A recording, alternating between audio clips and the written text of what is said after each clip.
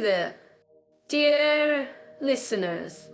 Welcome back to our podcast, powered by the amazing world of Jet Off, where we dive into the most fascinating cultures and countries on our planet.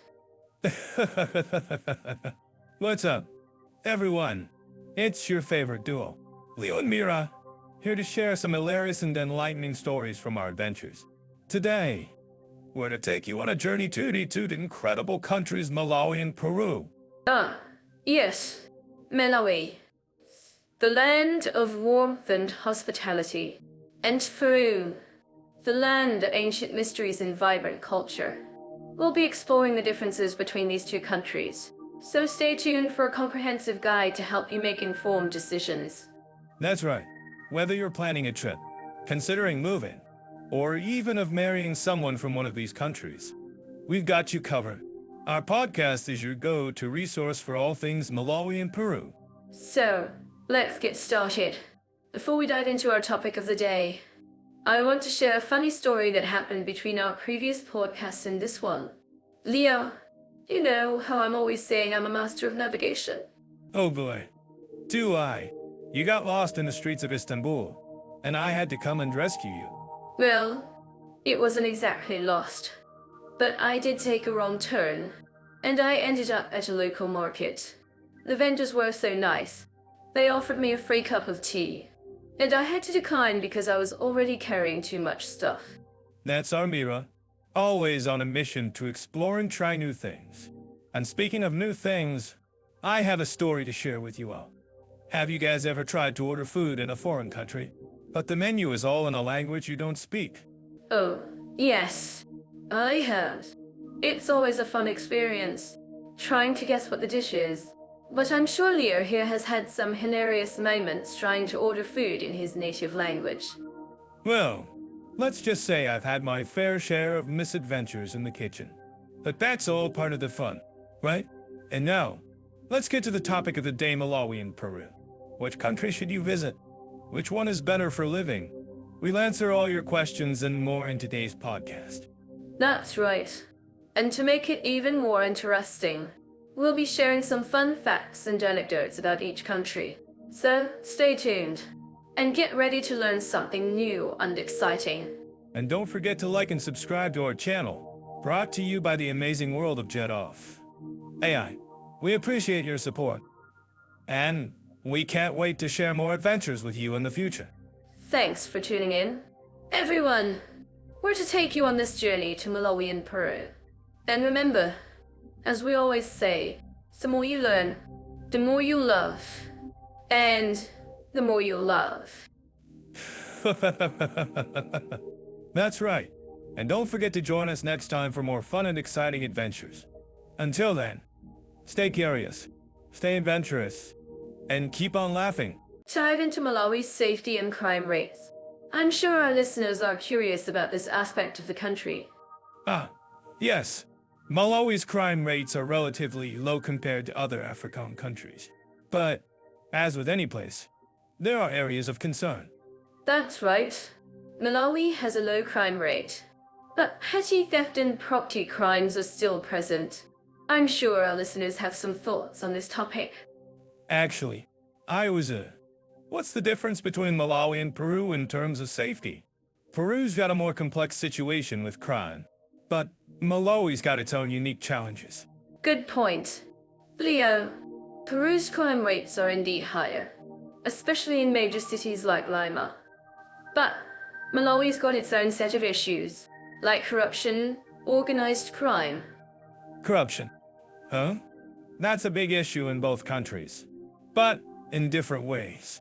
Malawi's got a more personalized form of corruption, whereas Peru's got a more systemic problem. Exactly. And it's interesting to see how each country tackles these issues. Malawi's got a more community-based approach, whereas Peru's got a more top-down approach. I'm curious, what do you think our listeners would say about the effectiveness of these approaches? Do you think community-based solutions are more effective in the long run? That's a great question.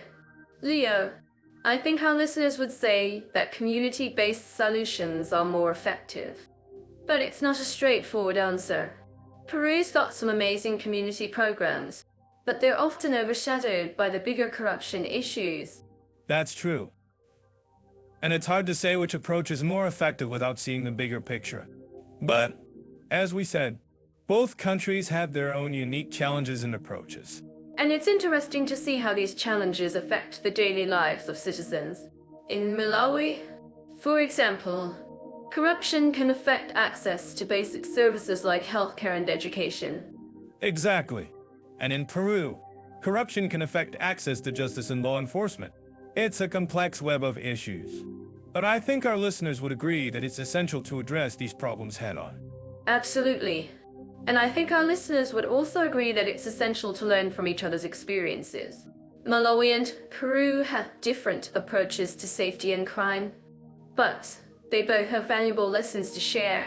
Well, I think that's a great way to wrap up this topic. It's been enlightening to explore the differences and similarities between Malawi and Peru's safety and crime rates. And I'm sure our listeners have learned something new today. If you have any thoughts or experiences to share, please let us know in the comments. That's right. We'd love to hear from you. And if you're living in Malawi or Peru, please share your thoughts on this topic. We're all ears. And finally, if you're planning a trip to either country, make sure to do your research and stay safe. We've got some great tips and recommendations for you on our website. That's right. And don't forget to subscribe to our podcast for more in-depth discussions on topics like this. We're always exploring new topics and sharing our insights with you. Thanks for tuning in, everyone. We'll see you in the next episode. And don't forget to follow us on social media for more updates and behind-the-scenes peeks at our podcast. Dive into the fascinating world of Malawi and Peru, where we explore the intricacies of political stability and social harmony. Both countries have unique systems, and don't share some insights. Great topic. Malawi, in particular, has a multi-party system, which can be a bit complex, but it's also a great way to encourage participation and representation. I'm curious, Mira, how do you think this system affects social harmony in Malawi? Well, Leo, from what I've researched, Malawi's system allows for a diverse range of voices to be heard, which can lead to more inclusive decision-making. It can also lead to gridlock and polarization. I'm sure our listeners living in Malawi would agree that it's not always easy to navigate these complexities. Absolutely, Mira. And that's where social harmony comes in. In Malawi, you have a strong sense of community and a rich cultural heritage, which helps to mitigate the effects of political polarization. But, of course, there are still challenges to be addressed. Peru, on the other hand, has a presidential system, which can be more centralized, but also provides a clear chain of command. That's right. And in Peru, you have a strong tradition of community involvement and participatory governance, which helps to build trust and social cohesion. I'm actually curious about what our listeners think about this. Do you think a more centralized system like Peru's is more effective in promoting social harmony? That's a great question. Mira, while a centralized system can provide stability and direction, it can also lead to a lack of representation and participation from marginalized communities. Malawi's more decentralized system, on the other hand, allows for more local decision-making and community engagement. But, of course, this can also lead to inefficiencies and conflicts. Exactly. Leah. And that's where Jet Off. AI comes and they provide valuable insights and analysis on these complex issues, helping us to better understand the dynamics at play. For more insights like this, don't forget to check out Jet Off. AI and their excellent resources on governance and social harmony. Great mention, Mira. And speaking of resources, I've been reading about the importance of social media in promoting social harmony in Malawi. It's amazing to see how social media can bring people together and facilitate dialogue, especially in a country with a strong oral tradition. That's so true. Leo. And in Peru, you also have a vibrant social media scene, which has been instrumental in promoting social cohesion and community engagement. But, of course, there are also challenges to be addressed. such as misinformation and online harassment. Absolutely. Mira, and that's where education and critical come, and we need to be able to critically evaluate information and sources in order to promote social harmony and trust in institutions. In Malawi, for example, there's a strong emphasis on traditional education and community-based learning, which helps to promote social cohesion and respect for diversity. That's so important. Leo, and in Peru, you also have a rich cultural heritage and a strong emphasis on education and community engagement. I'm sure our listeners would agree that education is key to promoting social harmony and building a more inclusive society. Well said, Mira. And finally, let's talk about the role of civil society in promoting social harmony in both Malawi and Peru. In both countries, you have a strong tradition of community-based organizations and advocacy groups, which play a crucial role in promoting social justice and human rights. Exactly. And in both countries, you also have a strong sense of community and social responsibility, which helps to promote social harmony and cohesion. I'm sure our listeners would agree that civil society plays a vital role in building a more just and equitable society. There you have it, a brief overview of the complexities of political stability and social harmony in Malawi and Peru, from their unique systems to their rich cultural heritage. Both countries have much to offer in terms of insights and lessons for promoting social harmony. Well, that's all for now. Folks, thanks for joining us on this journey through the intricacies of governance and social harmony in Malawi and Peru. Don't forget to check out AI for more insights like this. And let's keep the conversation going in the comments below. I'm to dive into the economic conditions and cost of living in Malawi and Peru. Let's start with Malawi. One of the key factors that expats consider when moving to Malawi is the job market. Leo, what's the job market like in Malawi? The job market in Malawi is relatively stable, but it's not as developed as some other countries in the region. However, with the growing economy and increasing foreign investment, there are more job opportunities emerging, especially in the tourism and agriculture sectors. Mira, I'm curious, what do you think is the most significant challenge for expats in finding a job in Malawi? That's a great question. I think one of the biggest challenges is the language barrier. Many Malawans speak Chichewa, and while some English is spoken, it's not as widely spoken as in other countries. This can make it difficult for expats to navigate the job market and find employment. Leo, have you heard of any companies or organizations that provide job training or support for expats in Malawi? Actually, yes.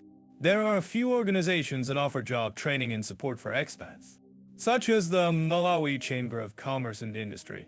They provide resources and networking opportunities for expats to connect with local businesses and find job opportunities. Mira, I'm curious, what do you think is the cost of living in Malawi compared to other countries in the region? That's a great question. Leo, the cost of living in Malawi is relatively low compared to other countries in the region. Rent and transportation costs are all relatively affordable, making it a great option for expats on a budget. As the economy grows and more expats move to the country, the cost of living may increase. Leo, what do you think are some of the best ways for expats to save money in Malawi? That's a great question. Mira, one of the best ways for expats to save money in Malawi is to live in a rural area or a smaller town. The cost of living is significantly lower in these areas, and expats can enjoy a more relaxed pace of life. Additionally, expats can save money by buying local products and avoiding imported goods. Mira, I'm curious, what do you think is the most significant difference between the cost of living in Malawi and Peru? That's a great question. Leo, one of the most significant differences is the cost of food.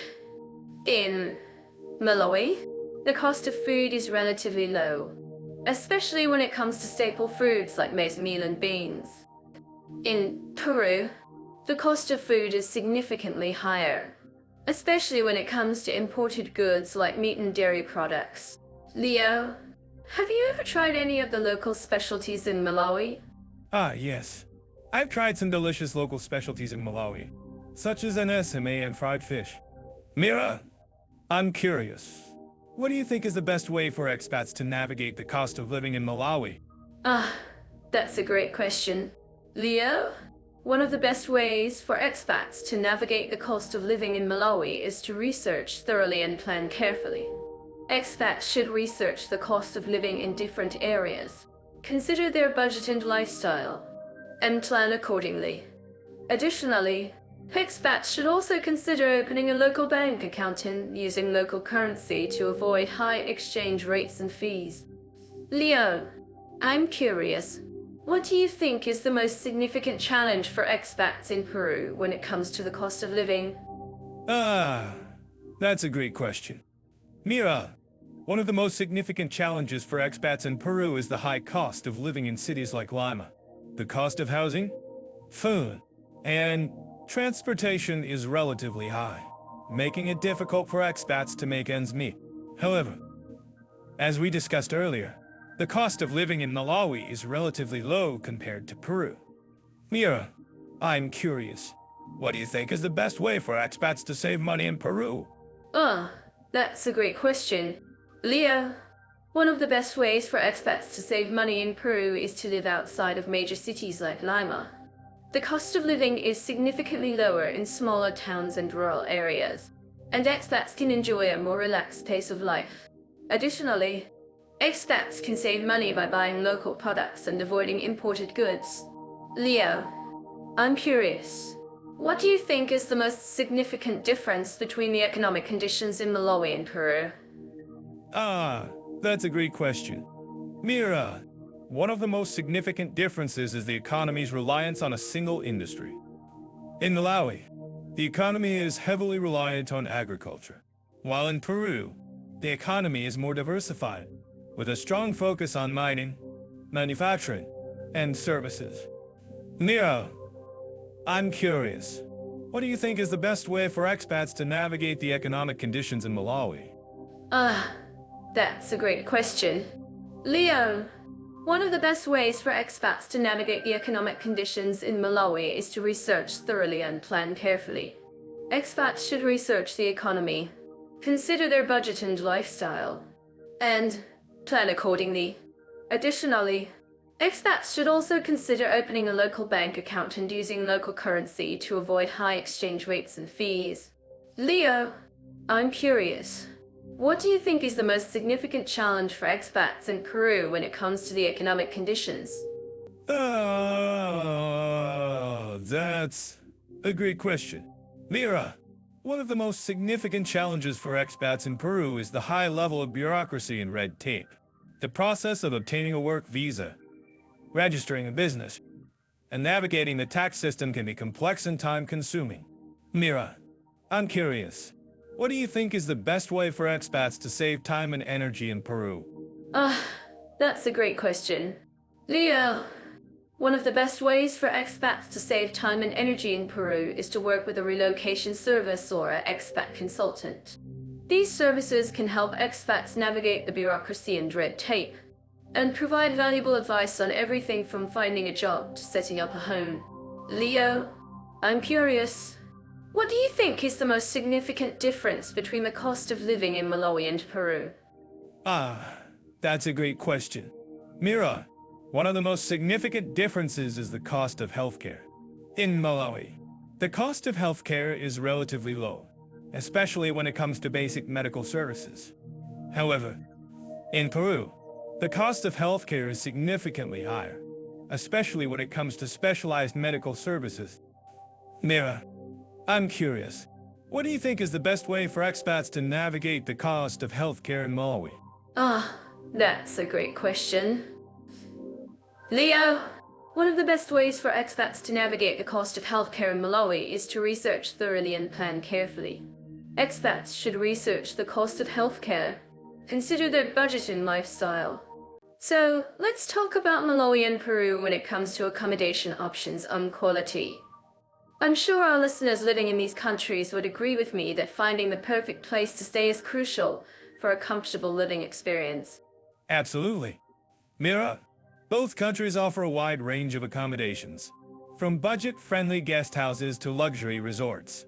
In Malawi, you can find affordable options in the major cities like Blantyre and Lodz, but be prepared for a more laid-back pace of life. That's true, Leo. And in Peru, you'll find a mix of modern apartments and traditional hostels in cities like Lima and Cusco.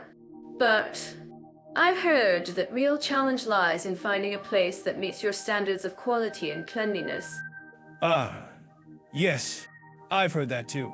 Mira, and it's not just about finding a clean place, but also one that's safe and secure. In both countries, it's essential to do your research and read reviews from other travelers before booking a place.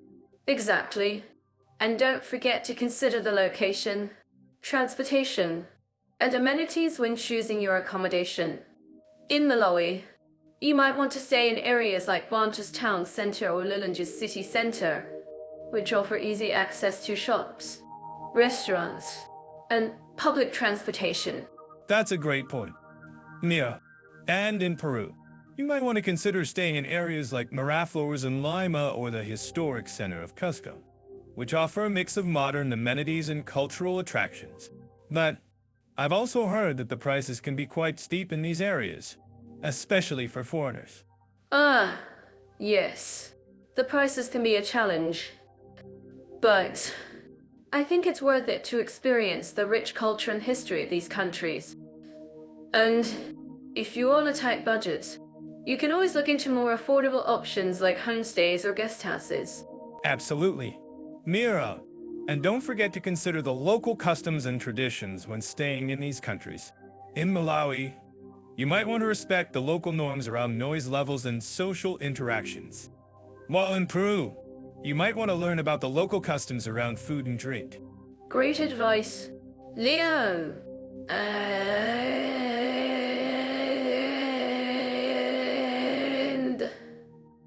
if you're planning to stay in either country for an extended period, you might want to consider renting a place rather than staying in a hotel or hostel. This can be a cost-effective option and give you more flexibility to live like a local. That's a great point, Mira.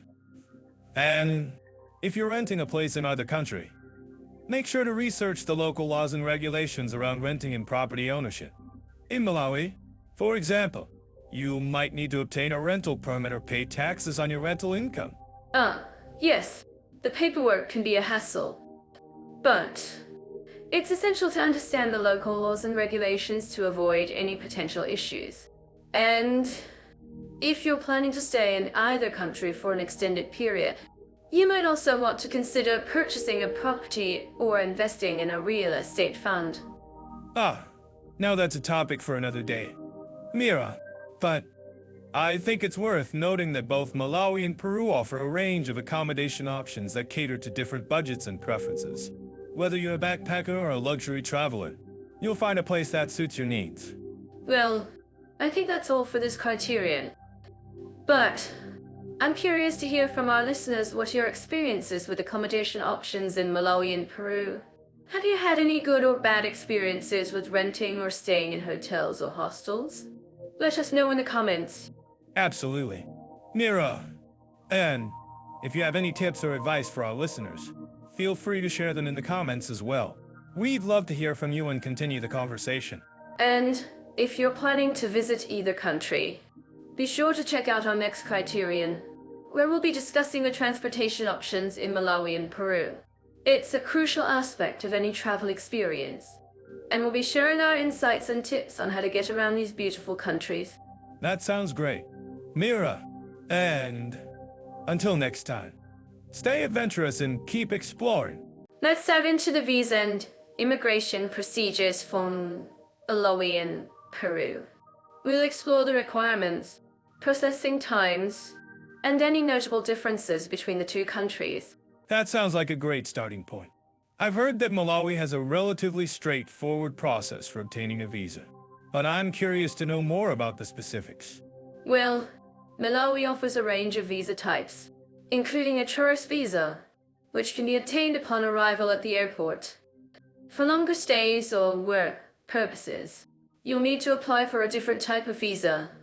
I've also heard that Peru is a more complex process, with multiple steps and requirements for obtaining a visa. Can you walk us through the process for Peru? Ah, yes. Peru has a more formal process, requiring applicants to submit a range of documents, including a passport, ID, and proof of income.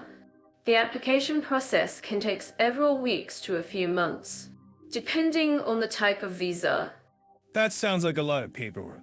I'm sure our listeners would appreciate any tips or insights you can share on navigating the application process. Of course, one important thing to note is that both countries have different requirements for different types of visas. For example, if you're planning to work in Malawi, you'll need to obtain a work permit, which requires additional documentation. That's a good point. I've also heard that Peru has a tourist visa extension process, which allows tourists to extend their stay beyond the initial 183 days. Can you tell us more about that? Yes. The tourist visa extension process in Peru allows tourists to extend their stay for an additional 183 days. But it requires a renewal of the original visa and submission of new documentation. I see. So, it's not as straightforward as just extending the original visa. That's something our listeners should keep in mind. Exactly. It's always a good idea to double-check the requirements and processing times for any type of visa or immigration procedure. Absolutely. I'm sure our listeners would appreciate any advice on how to avoid common pitfalls or mistakes when applying for a visa. Well, one thing to keep in mind is that both countries have different requirements for different types of visas, so it's essential to research and understand the specific requirements for your situation. That's a great tip. I'm sure our listeners would also appreciate any insights on the cost of obtaining a visa in each country. Yes. The cost of obtaining a visa in Malawi is relatively low, with most visas costing between $50 to $100. However, the cost of obtaining a visa in Peru can be higher, with some visas costing up to $300. Wow, that's a significant difference. I'm sure our listeners would appreciate any advice on how to budget for the cost of obtaining a visa. Well, one thing to keep in mind is that both countries offer different types of visas, so it's essential to research and understand the specific requirements and costs for your situation. That's a great point. I'm sure our listeners would also appreciate any insights on the processing times for each country. Yes. The processing times for both countries can vary depending on the type of visa and the efficiency of the application process. In general, Malawi's processing times are relatively quick, with most visas being processed within 1-2 weeks. Well, that's fast. I'm sure our listeners would appreciate any advice on how to expedite the application process, if possible. Well, one thing to keep in mind is that both countries offer different types of visas, so it's essential to research and understand the specific requirements on processing times for your situation. That's a great tip. I'm sure our listeners would also appreciate any insights on the official procedures for each country. Yes. Both countries have different official procedures, including different requirements for documentation and submission. However, in general, Malawi's official procedures are relatively straightforward, with most procedures being handled online or through a single contact point. Wow, that's convenient. I'm sure our listeners would appreciate any advice on how to navigate the official procedures for each country. Well, one thing to keep in mind is that both countries offer different types of visas, so it's essential to research and understand the specific requirements and procedures for your situation. That's a great point. I'm sure our listeners would also appreciate any insights on the language requirements for each country. Yes. Malawi has an official language of English, but many people speak Chihuahua, a local language. In Peru, the official language is Spanish, but many people also speak Quechua, a local language. Wow, that's a lot of languages. I'm sure our listeners would appreciate any advice on how to communicate effectively in each country. Well, one thing to keep in mind is that both countries offer different types of visas, so it's essential to research and understand the specific requirements on language requirements for your situation. That's a great tip. I'm sure our listeners would also appreciate any insights on the cultural requirements for each country. Ah, yes. Both countries have different cultural requirements, including different customs and traditions. In general, Malawi is a relatively conservative country, while Peru is more liberal. Wow, that's a significant difference. I'm sure our listeners would appreciate any advice on how to navigate the cultural requirements for each country. Well, one thing to keep in mind is that both countries offer different types of visas. So it's essential to research and understand the specific requirements and cultural requirements for your situation. That's a great point. I'm sure our listeners would also appreciate any insights on the cost of living in each country. Ah, yes. The cost of living in Malawi is relatively low, with most expenses costing between $10 to $50. However, the cost of living in Peru can be higher, with some expenses costing up to $100. Wow, that's a significant difference. I'm sure our listeners would appreciate any advice on how to budget for the cost of living in each country. Well, one thing to keep in mind is that both countries offer different types of visas. So it's essential to research and understand the specific requirements and costs for your situation. That's a great tip. I'm sure our listeners would also appreciate any insights on the healthcare requirements for each country. Yes. Both countries have different healthcare requirements, including different types of healthcare and different costs.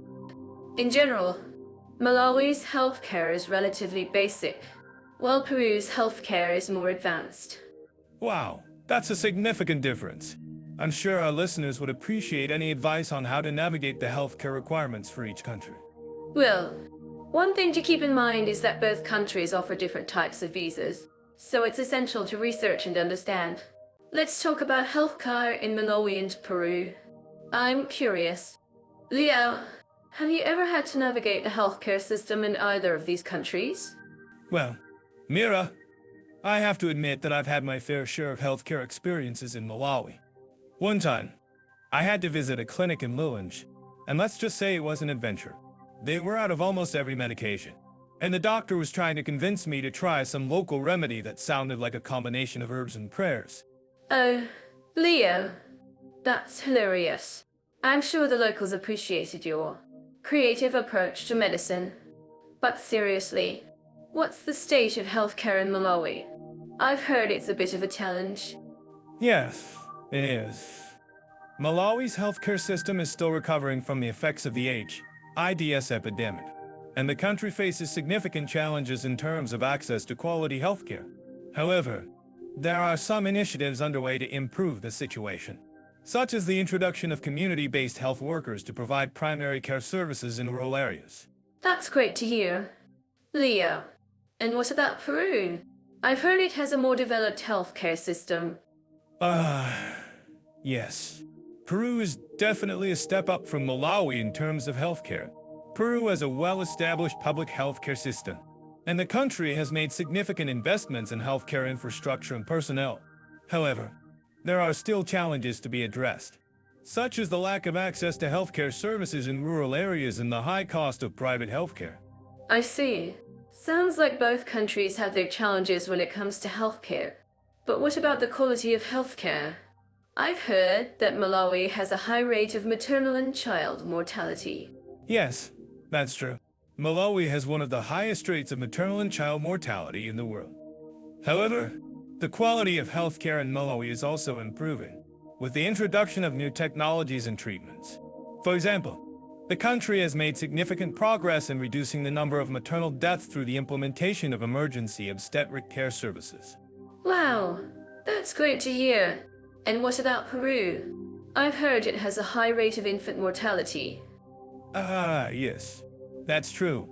Peru has a significant problem with infant mortality, particularly in rural areas. However, the country has made efforts to improve healthcare services for mothers and children, such as the introduction of community-based health workers and the expansion of maternal and child health services. I see. So, it sounds like both countries have their challenges when it comes to healthcare, but they're also making progress. I'm curious. Leo, What do you think is the biggest challenge facing healthcare in Malawi and Peru? That's a tough question. I think one of the biggest challenges facing healthcare in both countries is the lack of access to quality healthcare services, particularly in rural areas. This is due to a combination of factors, including the lack of healthcare infrastructure, the shortage of healthcare personnel, and the high cost of healthcare. I agree. And what about cultural nuances? Leo? I've heard that healthcare is a very personal and intimate topic in many African cultures. Yes, that's true. In Malawi, for example, healthcare is often seen as a family affair, and patients may bring their entire family to the clinic with them. This can make it difficult for healthcare providers to establish a patient-provider relationship. I see. So it sounds like cultural nuances play a significant role in healthcare in Malawi and Peru. I'm curious, Leo, have you ever had to navigate these cultural nuances in a healthcare setting?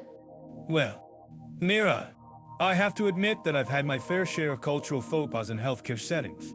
One time, I was trying to explain to a patient in Malawi that I was there to help them. And they kept asking me if I was there to perform a traditional initiation ritual. I had to think fast and come up with a creative explanation to avoid offending them. Oh, Leo, that's hilarious. I'm sure the patient appreciated your creative approach to healthcare. But seriously, Leo, what do you think is the key to navigating cultural nuances in healthcare settings? That's a great question. Mira, I think the key is to be respectful and open-minded. Healthcare providers need to be willing to learn about the local culture and customs, and to adapt their approach to meet the needs of their patients. I agree. And what about our listeners? Leo? I'm sure they have some valuable insights to share on this topic. Yes. I'm sure they do. Let's hear from them in the comments section. Do you have any thoughts on how to navigate cultural nuances in healthcare settings? Or any other insights on healthcare in Malawi and Peru? That's all for now. Folks, we'll be back with more on healthcare in Malawi and Peru, including a discussion on the role of technology in improving health care access and quality. Stay tuned! Dive into transportation infrastructure and convenience in Malawi and Peru. We'll explore public transit stats, road quality, and traveler experiences to see how each country's unique challenges enable seamless movement. I bet our listeners in these countries relate to the traffic chaos we're about to discuss. I'm to share some insights. In Malawi, public transportation is relatively affordable, with a bus ride from Blantyre to Lilongwe costing around $1.50. However, the roads can be quite rough, especially outside of major cities. I've heard horror stories about the condition of some roads, but the Malawian people are known for their resilience. That's true. And in Peru, you'll find a well-developed public transportation system, especially in Lima. The country has invested heavily in modernizing its infrastructure, including a new metro system. But have you ever tried navigating the streets of Lima during rush hour? It's like a game of dodge the bus. I can imagine. In Peru, I was impressed by the efficiency of the bus system, especially in the Andean highlands. The buses are often crowded, but they're a vital lifeline for locals and tourists alike. And, of course, there's the added adventure of navigating the scenic routes through the mountains. Adventure is right. In Malawi, the scenic routes are stunning, especially along the shores of Lake Malawi. But I have to ask, have you ever tried taking a taxi in Malawi? It's an experience in itself, with some drivers taking creative routes to get you to your destination. Yes. I've had my fair share of taxi adventures in Malawi. But, in all seriousness, the taxi drivers are often friendly, unwilling to share their knowledge of the area. And, who knows, you might even learn some local phrases like Njayala or Nzanyu. That's great. And in Peru, I've heard that the taxi drivers in Lima are known for their a certain nature. Let's just say, it's an experience you won't soon forget. But The taxi drivers in Peru are often knowledgeable about the city and can provide valuable insights into local culture. Absolutely. And speaking of local culture, have you noticed how the transportation infrastructure in both countries reflects the unique cultural and historical context? In Malawi, the traditional buses, known as mitola, are a symbol of the country's rich cultural heritage. And in Peru, the ancient Inca roads are a testament to the ingenuity and engineering skills of the Incas. That's a great point. Leo, the transportation infrastructure in both countries is not just about getting from point A to point B. It's also about preserving cultural heritage and promoting local development. And I think that's what makes traveling in these countries so rewarding to people. The culture and the infrastructure all come together to create an unforgettable experience. Well said, Mira. And I think that's what we're trying to convey in this podcast, the unique stories and experiences that make each country special. So, let's keep exploring and discovering the transportation infrastructure and convenience in Malawi and Peru. Sounds good to me. And to our listeners, I want to ask, what are some of your favorite transportation experiences in Malawi or Peru? Have you had any memorable bus rides or taxi adventures? Share your stories with us in the comments below. And to add to Mira's question, what do you think is the most challenging aspect of transportation in these countries? Is it the road conditions, the public transportation system, or something else entirely? Let us know in the comments. Dive into the language barrier and ease of communication in Malawi and Peru. I'm curious. Leah, have you ever tried to navigate a new language? Oh, I've tried to order food in a language I don't speak, and let's just say it was an adventure. But in Malawi, the official language is Chichewa, while in Peru, it's Spanish. I'm pretty sure I'd struggle with both. That's a great point. Leo, but what about the local dialects in Malawi? I've heard that there are over 20 languages spoken in the country. Wow, that's a lot of languages. I'm not sure I could even begin to learn them all. But I do know that in Malawi, the locals are generally very friendly and willing to help foreigners communicate. I've heard that too. And in Peru, the indigenous languages are still spoken by many people, especially in the rural areas. I'm curious, have you ever tried to communicate with someone who only speaks an indigenous language? Well, I once tried to order food at a market in Peru, and the vendor only spoke Quechua. Let's just say it was a challenge. But I did manage to get some bread and a smile. That's great. And I'm sure our listeners living in Peru would agree that trying to communicate with locals can be a challenge. Absolutely. But in both Malawi and Peru, I've found that locals are generally very patient and willing to help foreigners communicate. That's wonderful.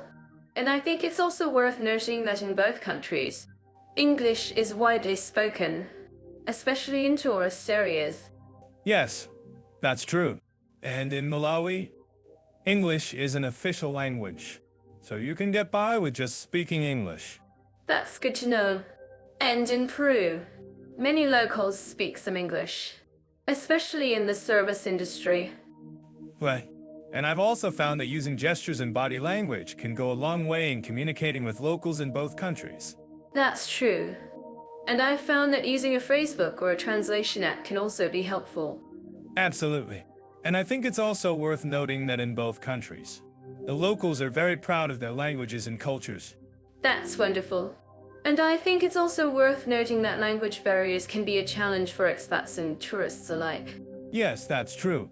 But in both Malawi and Peru, I've found that the locals are generally very welcoming and willing to help foreigners communicate.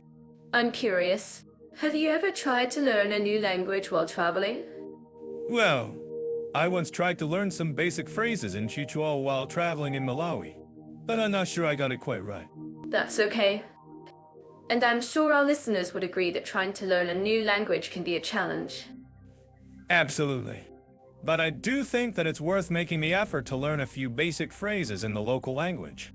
That's a great point, Leo. And I think it's also worth noting that language barriers can be a great opportunity to learn about a new culture and language. Yes, that's true. And I found that even just trying to communicate with locals in a new language can be a great way to break the ice and build connections. That's wonderful. And I think it's also worth noting that in both Malawi and Peru, there are many resources available for language learners, including language schools and online resources. Absolutely.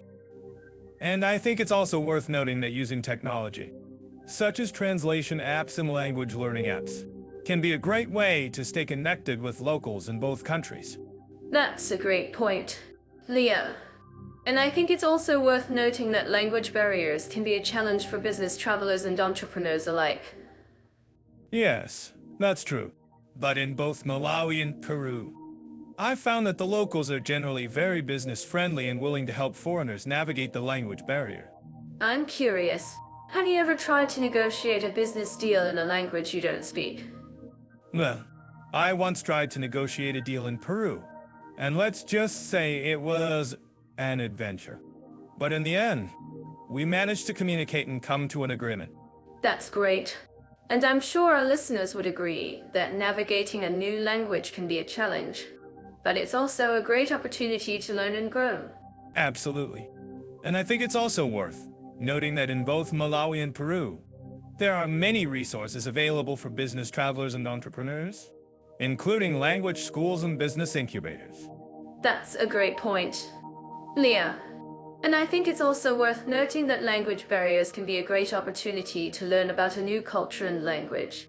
Yes, that's true. And I've found that even just trying to communicate with locals in a new language can be a great way to build connections and stay connected with the local community. That's wonderful. And I think it's also worth noting that in both Malawi and Peru, there are many opportunities for language learners and business travelers alike. Absolutely. And I think it's also worth noting that using technology, such as language learning apps and translation apps, can be a great way to stay connected with locals in both countries. That's a great point, Leo. And I think it's also worth noting that language barriers can be a challenge for anyone traveling or living abroad. Yes, that's true. But in both Malawi and Peru, I've found that the locals are generally very welcoming and willing to help foreigners communicate. I'm curious, what do you think is the most important thing for language learners and business travelers to keep in mind when navigating language barriers in Malawi and Peru? I think the most important thing is to be patient and willing to learn, and also to be open-minded and willing to adapt to new cultures and languages. That's a great point, Leo. And I think it's also worth noting that language barriers can be a great opportunity to learn about a new culture and language. Yes, that's true. And I think it's also worth noting that using technology, such as language learning apps and translation apps, can be a great way to stay connected with locals in both countries. That's a great point, Leo. And I think it's also worth noting that language barriers can be a challenge for anyone traveling or living abroad. Yes, that's true. But in both Malawi and Peru, I found that the locals are generally very welcoming and willing to help foreigners communicate. I'm curious, what do you think is the most important thing for language? And to dive into the rich cultural tapestry of Malawi and Peru. Both countries have a deep appreciation for diversity and tolerance. But how do they approach it differently? Great point. Near Malawi, being a predominantly Christian country, has a strong sense of community and social cohesion. It's not uncommon to see people from different backgrounds coming together for church services or community events. That's wonderful. And in Peru, I've noticed that the indigenous communities have a rich tradition of accepting and respecting diversity.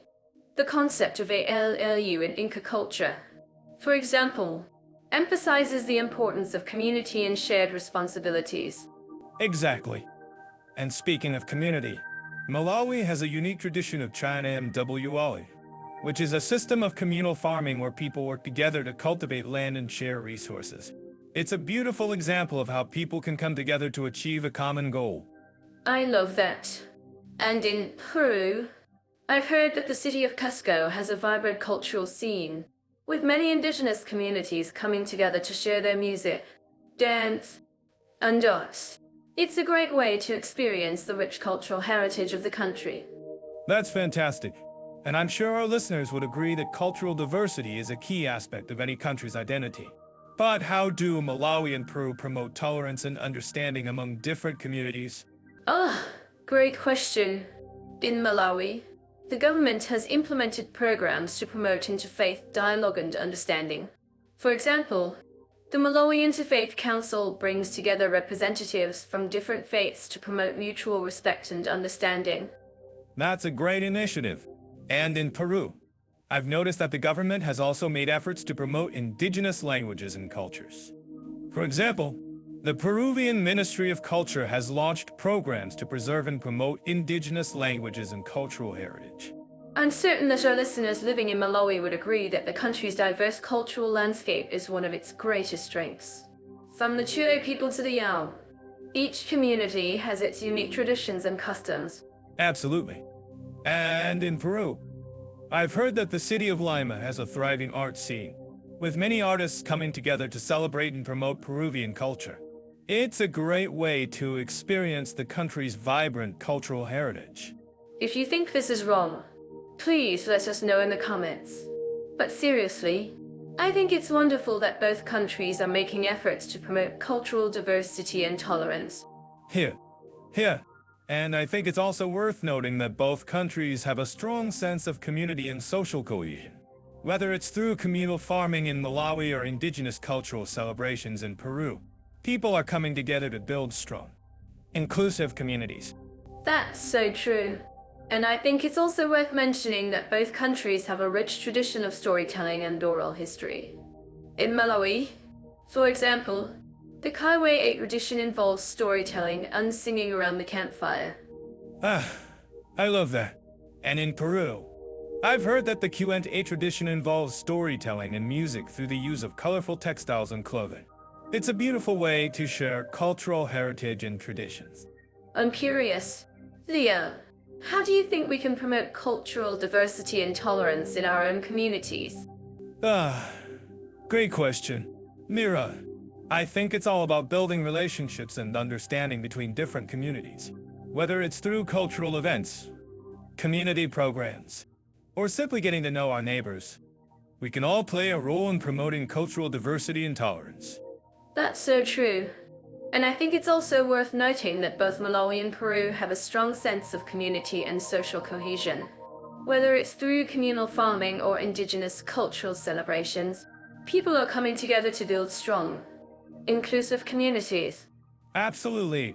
And I think it's also worth mentioning that both countries have a rich tradition of accepting and respecting diversity. From the concept of ALLU in Inca culture to the China MWA tradition in Malawi. People are coming together to celebrate and promote diversity. That's so wonderful to hear. And I think it's also worth noting that both countries have a strong sense of humor and playfulness. Whether it's through traditional music and dance or modern-day memes and jokes, people are finding ways to laugh and have fun together. I love that. And I think it's also worth mentioning that both countries have a strong sense of community and social responsibility. Whether it's through volunteering or community service, people are coming together to make a positive impact on their communities. That's so true. And I think it's also worth noting that both countries have a rich tradition of storytelling and oral history. In Malawi, for example, the Kaiwe tradition involves storytelling and singing around the campfire. I love that. And in Peru, I've heard that the Q&A tradition involves storytelling and music through the use of colorful textiles and clothing. It's a beautiful way to share cultural heritage and traditions.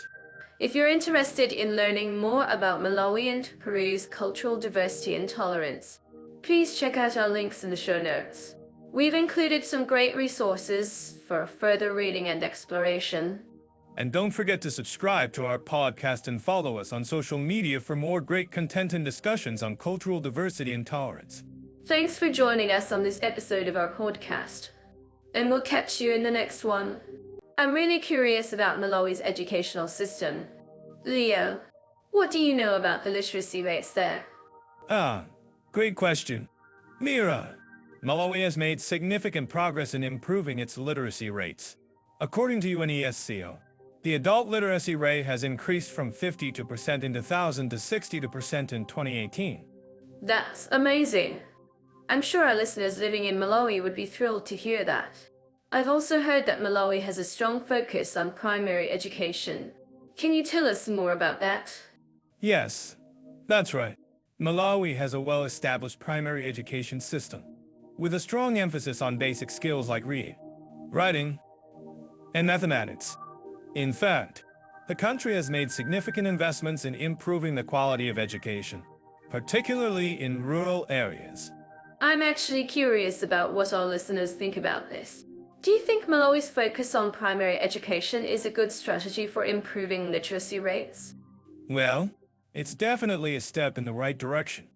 But, as we all know, education is a complex issue, and there are many factors that can affect its quality. I think it's great that Malawi is prioritizing primary education, but we also need to consider the challenges faced by students in rural areas. That's a great point. Leah, now, let's talk about language schools in Malawi. What can you tell us about the options available for language learners? Great question. Malawi has a range of language schools that offer courses in English, Chichewa, and other local languages. Some popular options include the Malawi Institute of Education and the University of Malawi's Language Center. I'm sure our listeners are eager to know more about these language schools. Can you tell us a bit more about the programs they offer? Yes, of course. These language schools offer a range of programs, from beginner to advanced levels. They also offer specialized courses in areas like business English and English for tourism. That sounds like a great resource for language learners. Now, let's move on to Peru. What can you tell us about the educational system there? Great question. Peru has a well-established educational system, with a strong focus on primary and secondary education. The country has made significant investments in improving the quality of education, particularly in rural areas. I've also heard that Peru has a strong focus on indigenous languages. Can you tell us more about that? Yes, that's right. Peru has a rich cultural heritage, and the country has made a concerted effort to preserve and promote indigenous languages like Quechua and Aymara. I'm actually curious about what our listeners think about this. Do you think Peru's focus on indigenous languages is a good strategy for promoting cultural diversity? Well, it's definitely a step in the right direction. By promoting indigenous languages, Peru is recognizing the importance of cultural diversity and promoting a more inclusive education system. That's a great point. Leo? No. Let's talk about language schools in Peru. What can you tell us about the options available for language learners? Great question. Peru has a range of language schools that offer courses in Spanish, Quechua, and other local languages. Some popular options include the Peruvian Language Institute and the University of San Marcos Language Center. I'm sure our listeners are eager to know more about these language schools. Can you tell us a bit more about the programs they offer? Yes, of course. These language schools offer a range of programs, from beginner to advanced levels. They also offer specialized courses in areas like business Spanish and Spanish for tourism. That sounds like a great resource for language learners. Now, let's compare the two countries' educational systems. What do you think are the key similarities and differences? Well, one key similarity is the focus on primary education. Both Malawi and Peru have prioritized primary education as a key strategy for improving literacy rates. That's a great point. Leo, another key similarity is the importance of language in education. Both countries recognize the importance of language in promoting cultural diversity and promoting a more inclusive education system. That's right. And one key difference is the emphasis on indigenous languages in Peru. While Malawi has a strong focus on English and Chichewa, Peru has a more nuanced approach to language, recognizing the importance of indigenous languages like Quechua and Aymara. I'm actually curious about what our listeners think about this. Do you think the emphasis on indigenous languages in Peru is a good strategy for promoting cultural diversity? Well, it's definitely a step in the right direction. By promoting indigenous languages, Peru is recognizing the importance of cultural diversity and promoting a more inclusive education system. That's a great point. Leo, finally, let's talk about the challenges faced by language learners in both countries. What can you tell us about the obstacles they face? Great question. Language learners in both countries face similar challenges, including access to quality language instruction and cultural immersion. That's a great point. Leah. Well, that's all the time we have for today. Thanks for joining us on this educational journey through Malawi and Peru. Thanks for having me. Mira, it's been a pleasure exploring the educational systems of these two fascinating countries. Let's talk about climate and seasonal conditions in Malawi and Peru. I'm curious to know, Leo, how these countries compare in terms of temperature and precipitation patterns. Great topic. Malawi is known for its subtropical climate, with temperatures ranging from 15 to 25 degrees Celsius. Peru, on the other hand, has a more varied climate, with the Andes Mountains creating different microclimates. In some areas, it can get quite chilly, especially in the morning and evening. That's fascinating. I've heard that Malawi has a distinct dry season, followed by a wet season. Can you tell me more about that? Yes, the dry season in Malawi typically runs from May to October, while the wet season is from November to April. During the wet season, the country experiences heavy rainfall, which can sometimes lead to flooding. I'm sure our listeners living in Malawi would agree that the wet season can be quite challenging. But what about Peru? How does it cope with its own wet and dry seasons? Peru has its own unique challenges. The country has a tropical climate in the north, while the south has a more temperate climate. The Andes Mountains create a rain-shadow effect, which means that the western side of the mountains receives heavy rainfall, while the eastern side is drier. That's really interesting. I've heard that Peru has some of the highest rainfall in the world, especially in the Amazon rainforest. Yes, that's correct. The Amazon rainforest in Peru receives an average of over 2.0 millimeters of rainfall per year, making it one of the wettest places on the planet. Well, that's amazing. I'm sure our listeners would like to know more about the climate and seasonal conditions in these countries. Leo, can you tell me more about the types of vegetation and wildlife that can be found in these regions? Yes. The vegetation in Malawi is characterized by tropical rainforests, while the Andes Mountains in Peru are home to a variety of plant species, including the iconic Andean lupine. I've heard that the Andean lupine is a really beautiful flower. But what about the wildlife in these countries? Are there any unique species that can be found in these regions? Yes. Malawi is home to a variety of wildlife, including elephants, lions, and giraffes.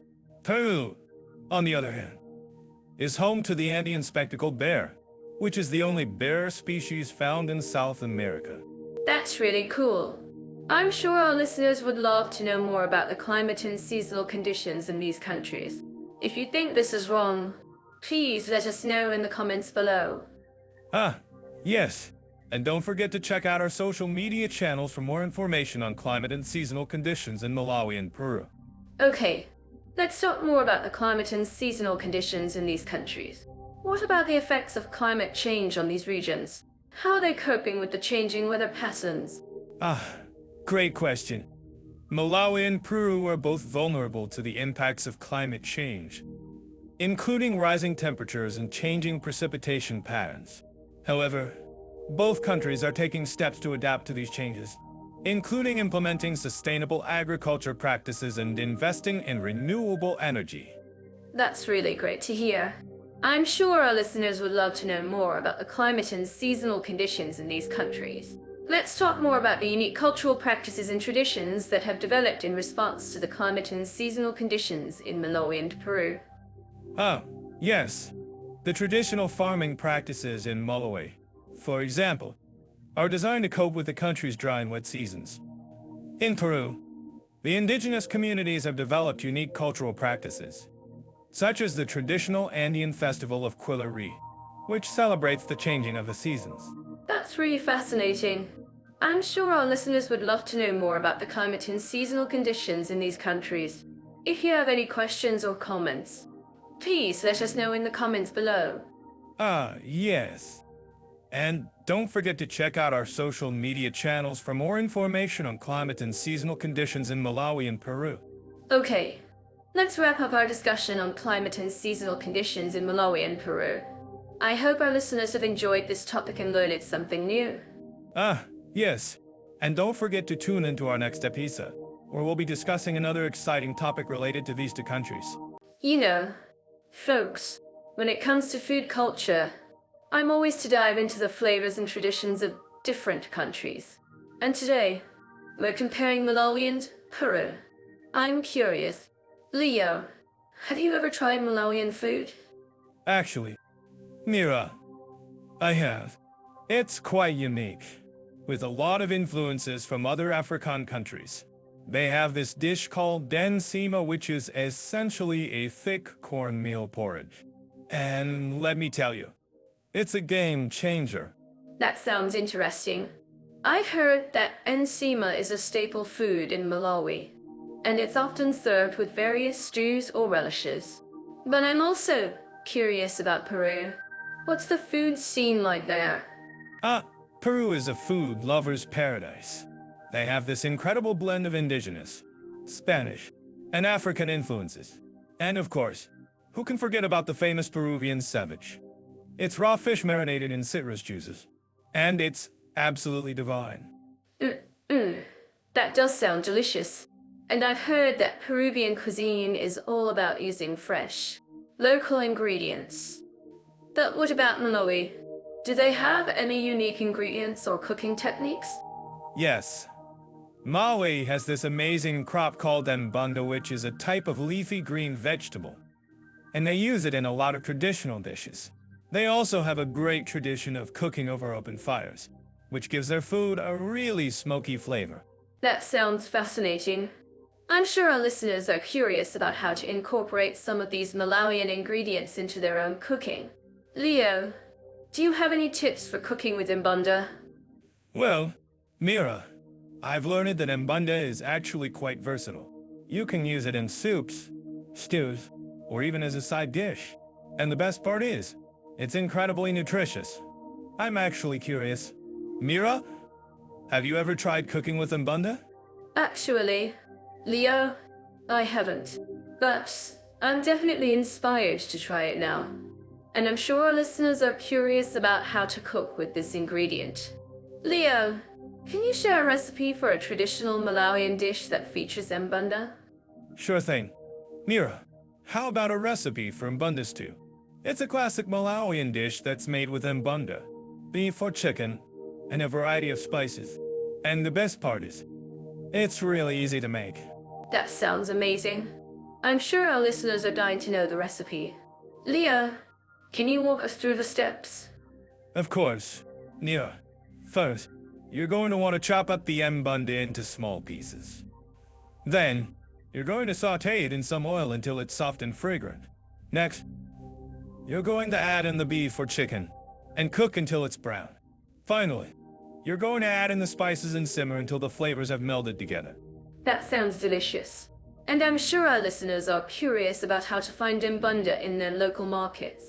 Leo, do you have any tips for sourcing this ingredient? Actually, Mira, I do. You can find mbunda at most African markets or specialty stores. And if you can't find it in stores, you can always try growing your own. It's a really easy crop to cultivate, and it's a great way to have fresh mbunda right in your own backyard. That's a great tip. Leo, I'm sure our listeners are inspired to try growing their own mbunda. And I'm curious. Leo, what about Peruvian cuisine? What are some of the unique ingredients or cooking techniques that they use? Peruvian cuisine is all about using fresh, local ingredients. And they have this amazing crop called yuca, which is a type of root vegetable. They use it in a lot of traditional dishes, and it's incredibly versatile. That sounds fascinating. I'm sure our listeners are curious about how to incorporate yuca into their own cooking. Leo, do you have any tips for cooking with yuca? Well, Mira, I've learned that yuca is actually quite easy to cook. You can boil it, steam it, or even fry it. And the best part is, it's really nutritious. I'm actually curious. Mira, have you ever tried cooking with yuca? Actually, Leo, I haven't. but I'm definitely inspired to try it now. And I'm sure our listeners are curious about how to cook with this ingredient. Leo, can you share a recipe for a traditional Peruvian dish that features yuca? Sure thing. Mira, how about a recipe for yuca frita? It's a classic Peruvian dish that's made with yuca, garlic, and a variety of spices. And the best part is, it's really easy to make. That sounds amazing. I'm sure our listeners are dying to know the recipe. Leo, can you walk us through the steps? Of course. Mira, first, you're going to want to boil the yuca until it's tender. Then, you're going to mash it up with some garlic and spices. Finally, you're going to fry it until it's crispy and golden brown. That sounds delicious. And I'm sure our listeners are curious about how to find yuca in their local markets. Leo, do you have any tips for sourcing this ingredient? Actually, Mira, I do. You can find yuca at most Latin American markets or specialty stores. And if you can't find it in stores, you can always try growing your own. It's a really easy crop to cultivate, and it's a great way to have fresh yuca right in your own backyard. That's a great tip. Leo, I'm sure our listeners are inspired to try growing their own yuca. And I'm curious. Leo, what about the nutritional value of these ingredients? Are they really as healthy as we think? Mira, you're absolutely right to ask that question. Both mbunda and yuca are incredibly nutritious.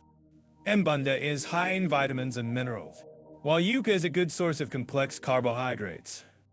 And the best part is, they're both low in calories and rich in fiber. That's amazing. I'm sure our listeners are grateful for this information. And I'm curious. Leo, what about the cultural significance of these ingredients? How do they fit into the traditional cuisine of Malawi and Peru? Mira, that's a great question. In Malawi, mbunda is a staple food that's been passed down for generations. And in Peru, yuca is a crop that's been cultivated for thousands of years. Both ingredients are deeply ingrained in the cultural heritage of their respective countries. That's fascinating. I'm telling you, Leo, Malawi's ancient landmarks are breathtaking. From the sacred caves of the Livingston IA mission to the stunning architecture of the Chinhoyi Caves. It's a treasure trove of history and culture.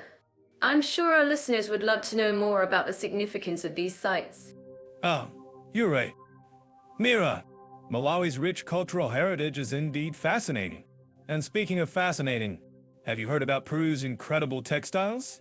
The traditional weavings of the Andean people are a testament to their ingenuity and artistry. Textiles, you say? Well, I'm more of a cave person myself, but I do appreciate the intricate patterns and colors used in Peruvian textiles. But let's get back to Malawi. Its history is so intertwined with the colonial era, and I'm curious about how that has shaped the country's cultural identity. Yes. The colonial era had a profound impact on Malawi's culture. But did you know that Peru's own history is steeped in myth and legend? The ancient civilizations of the Inca and the Nazca left behind a rich legacy of stories and artifacts that continue to captivate us today.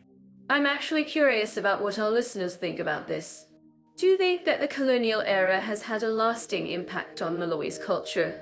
Or do they think it's more of a recent phenomenon? Let us know in the comments. Good point, Mira. And speaking of recent phenomena, I think our listeners would be to learn that Malawi is home to some of the most vibrant and dynamic art scenes in Africa. From contemporary painting to traditional wood carvings. The country's artists are pushing the boundaries of creativity and innovation. Wow, I didn't know that about Malawi's art scene. It's amazing to see how the country's rich cultural heritage is being reinterpreted and reimagined in modern art. And I have to say, I'm a bit jealous. I wish I had a talent for art like some of the artists we've seen in Malawi. Don't be jealous. Mira, you have a talent for storytelling, and that's just as valuable as any artistic talent. And speaking of storytelling, have you heard about Peru's own rich tradition of oral storytelling? The Andean people have a deep understanding of the natural world and the cycles of life, and their stories reflect that. I love oral storytelling. And I'm fascinated by the idea of the Andean people's deep understanding of the natural world. I think that's something that we can all learn from our listeners, included.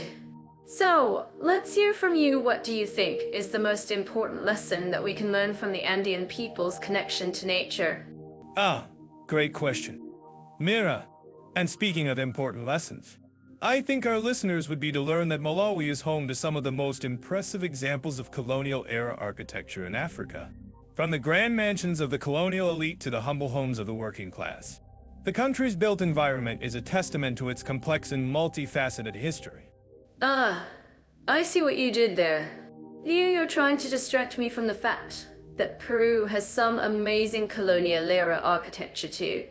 But seriously, I think it's fascinating to see how different countries have preserved and reinterpreted their colonial heritage in unique and creative ways. Guilty as charged. Mira, but seriously, I think we're running out of time for this criterion. And I'd love to hear your thoughts on how Malawi and Peru compare in terms of their historical, cultural, and artistic values. What do you think is the most striking difference between the two countries? Ah, great question. Leo, and speaking of striking differences, I think it's worth noting that Malawi has a rich tradition of storytelling and oral history that is unique to the region. I'm not sure if Peru has a similar tradition, but I'd love to hear more about it. Excellent point. Mira, and speaking of excellent points, I think our listeners would love to know more about the significance of the Nazca lines in Peru.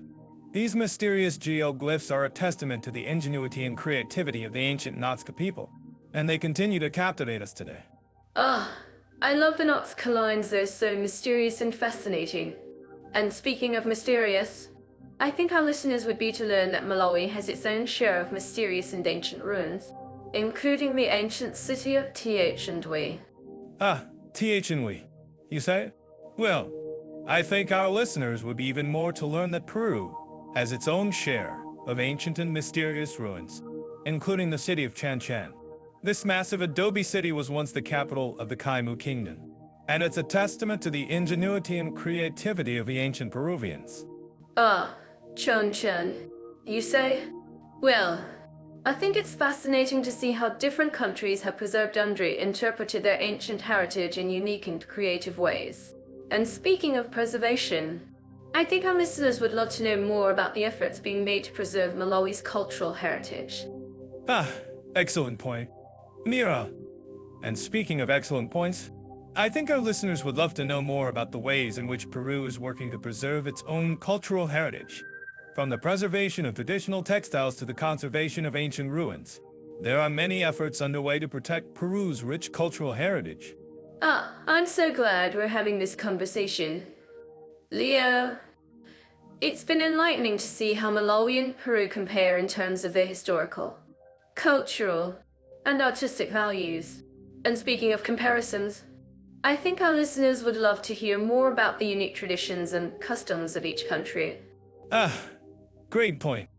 Mira, and speaking of great points, I think our listeners would love to know more about the ways in which Malawi and Peru are working to promote cultural exchange and understanding between their two countries.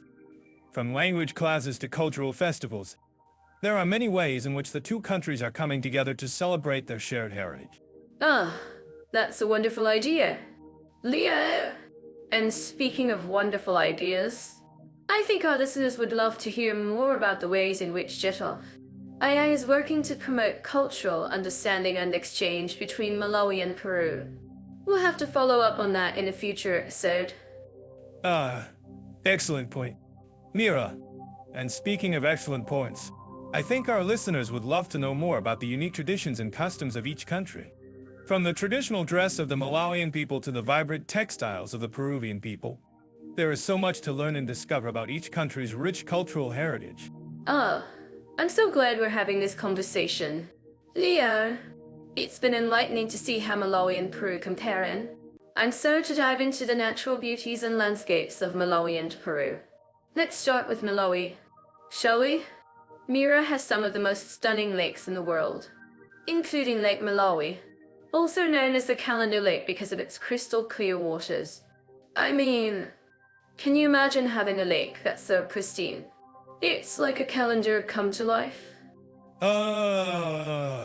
Mira, you're always so polite. But yes, Lake Malawi is indeed breathtaking. And it's not just the Lakes Malawi's, also home to the Nyala National Park, which is a haven for wildlife enthusiasts. You can spot elephants, lions, and even the majestic Nyala antelope. I'm sure our listeners who have visited Malawi can attest to the park's beauty. Absolutely. And speaking of wildlife, have you heard about the Walking with Lions experience in Malawi? It's a unique opportunity to interact with these majestic creatures up close.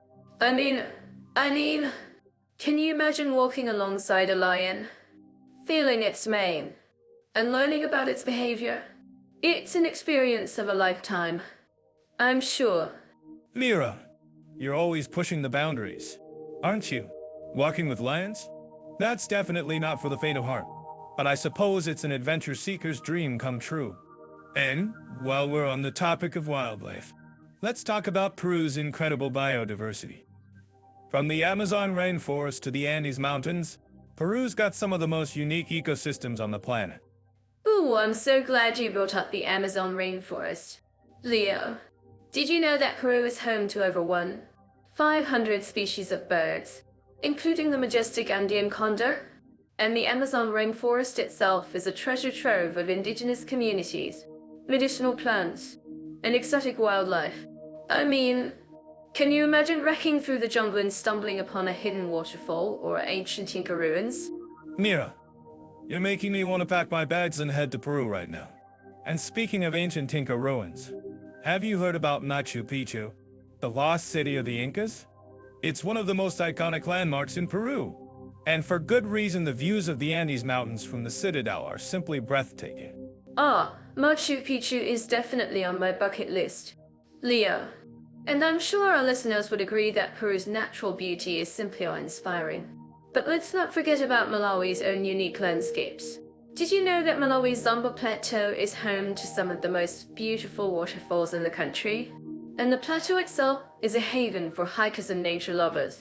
Mira, you're always finding new ways to surprise me. I didn't know about the Zomba Plateau, but now I'm intrigued. And speaking of waterfalls, have you heard about Peru's famous Iguazú Falls? They're one of the largest waterfalls in the world, and they're simply breathtaking. Oh, Iguazú Falls are definitely on my list. Leo, and I'm sure our listeners would agree that both Malawi and Peru have some of the most stunning natural wonders in the world. Let's wrap up our discussion on natural beauties and landscapes by asking our listeners what's your favorite natural wonder in either Malawi or Peru? Do you have a personal experience that's left you in awe? Share your stories with us in the comments below. And that's a wrap. Folks, thanks for joining us on this journey through Malawi and Peru's natural beauties and landscapes. Don't forget to subscribe to our podcast and follow us on social media for more exciting content. And if you have any questions or topics you'd like to discuss, feel free to reach out to us. Until next time, stay adventurous and keep exploring. Dive into the exciting world of sports, activities, and adventure options in Malawi and Peru. From what I've learned, Malawi is home to the famous Lake Malawi, which offers incredible opportunities for water sports like sailing and kayaking. Yes, Lake Malawi is a gem. But let's not forget about the other side of the coin. Malawi's rugged terrain is perfect for hiking and trekking. I've heard that the Nyika National Park is a must-visit for any adventure enthusiast. That sounds amazing.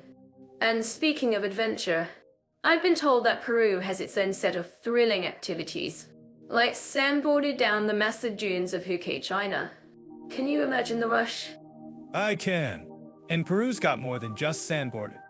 My friend, the Andes offer world-class mountain biking, and the Amazon rainforest is a paradise for birdwatchers and nature enthusiasts.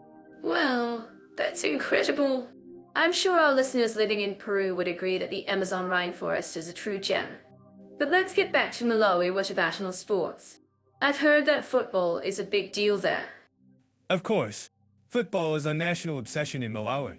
But did you know that the country also has a strong tradition of athletics?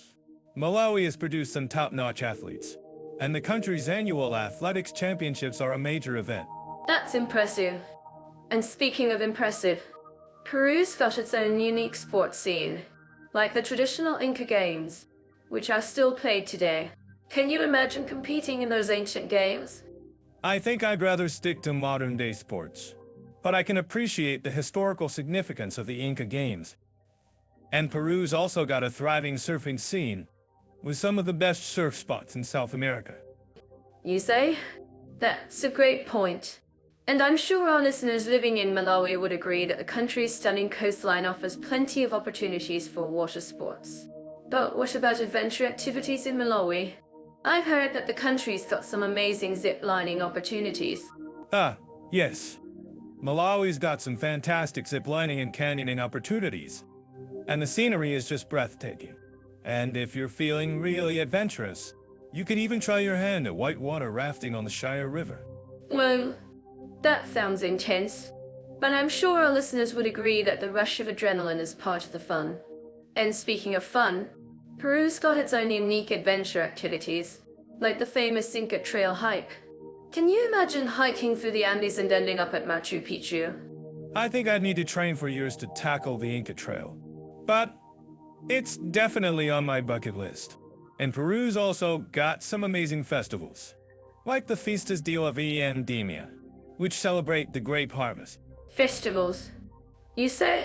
That sounds like a great way to experience the local culture. And I'm sure our listeners would agree that festivals like the Fiestas de la Vendimia are a great way to connect with the community. Absolutely. And speaking of community, Malawi's got a strong tradition of community-based tourism, which allows visitors to experience the local culture firsthand. It's a great way to learn about the country's customs and traditions. That's a great point, Leo. And I'm sure our listeners would agree that community-based tourism is a fantastic way to experience the local culture. But what about adventure activities in Malawi? I've heard that the country's got some amazing opportunities for horseback riding. Ah, yes. Malawi's got some fantastic horseback riding opportunities, and the scenery is just stunning. And if you're feeling really adventurous, you can even try your hand at horseback riding through the wilderness. Well, that sounds like a real adventure. But I'm sure our listeners would agree that the thrill of exploring the wilderness on horseback is part of the fun. And speaking of fun, Peru's got its own unique adventure activities, like the famous Colca Canyon. Ah, yes. The Colca Canyon is one of the deepest canyons in the world, and it's a must-see for any adventure enthusiast. And Peru's also got some amazing opportunities for stargazing, with some of the clearest skies in the world. Stargazing, you say? That sounds like a great way to connect with the universe. And I'm sure our listeners would agree that stargazing is a unique and unforgettable experience. Absolutely. And speaking of unforgettable experiences, Malawi's got its own unique adventure activities, like the famous Livingston IA mission, which is a historic mission station that's now a popular tourist destination. Yes. The Livingston IA mission is a great example of Malawi's rich history and culture. And I'm sure our listeners would agree that experiencing the country's history and culture is a big part of the adventure. Well, that's all for now. Folks, I'm sure our listeners have a better idea of the exciting sports, activities, and adventure options available in Malawi and Peru. And if you have any questions or comments, please let us know in the comment section below. I'm sure our listeners in Malawi would agree that the nightlife in Blantyre and Lilongwe is relatively laid back, with a focus on socializing and having a good time. You can find a mix of bars, clubs, and live music venues. But it's not as vibrant as some other African countries. But that's exactly what makes it so charming. The atmosphere is relaxed, and you can easily strike up a conversation with locals and expats alike. Plus, the prices are relatively affordable, making it a great spot for budget-conscious travelers.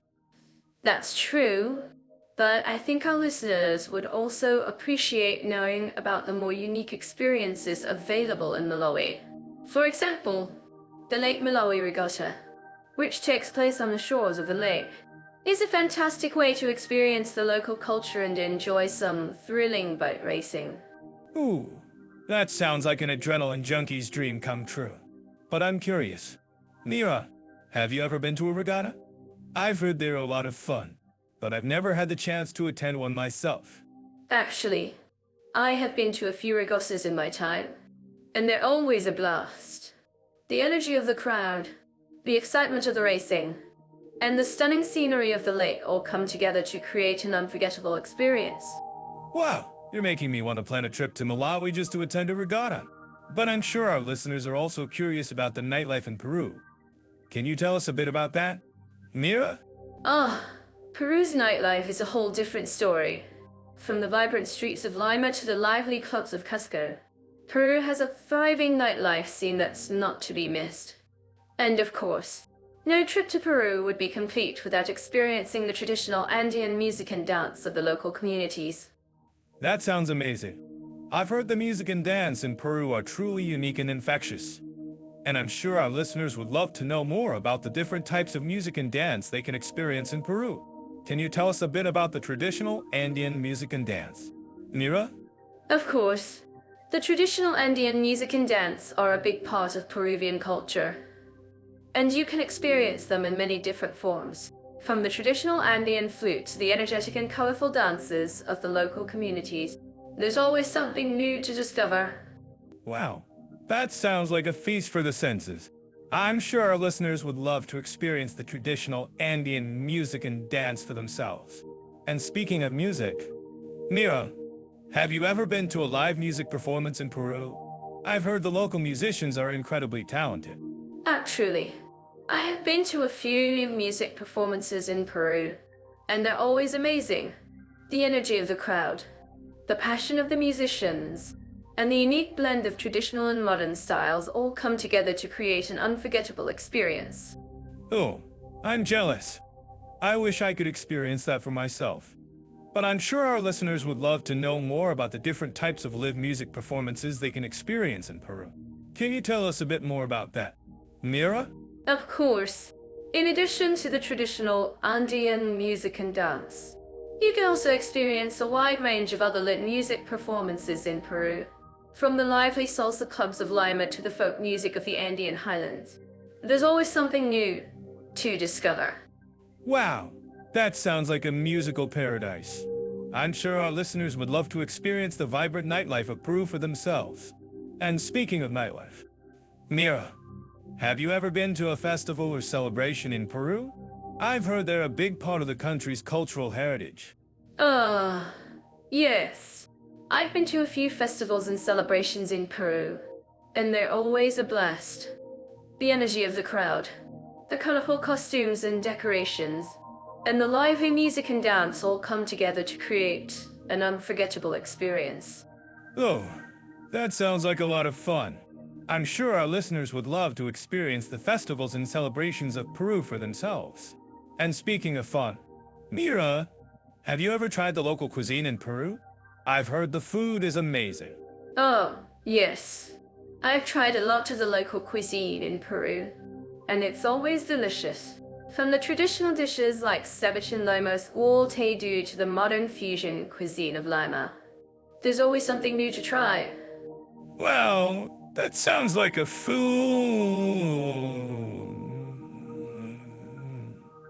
I'm sure our listeners would love to know more about the local cuisine of Peru.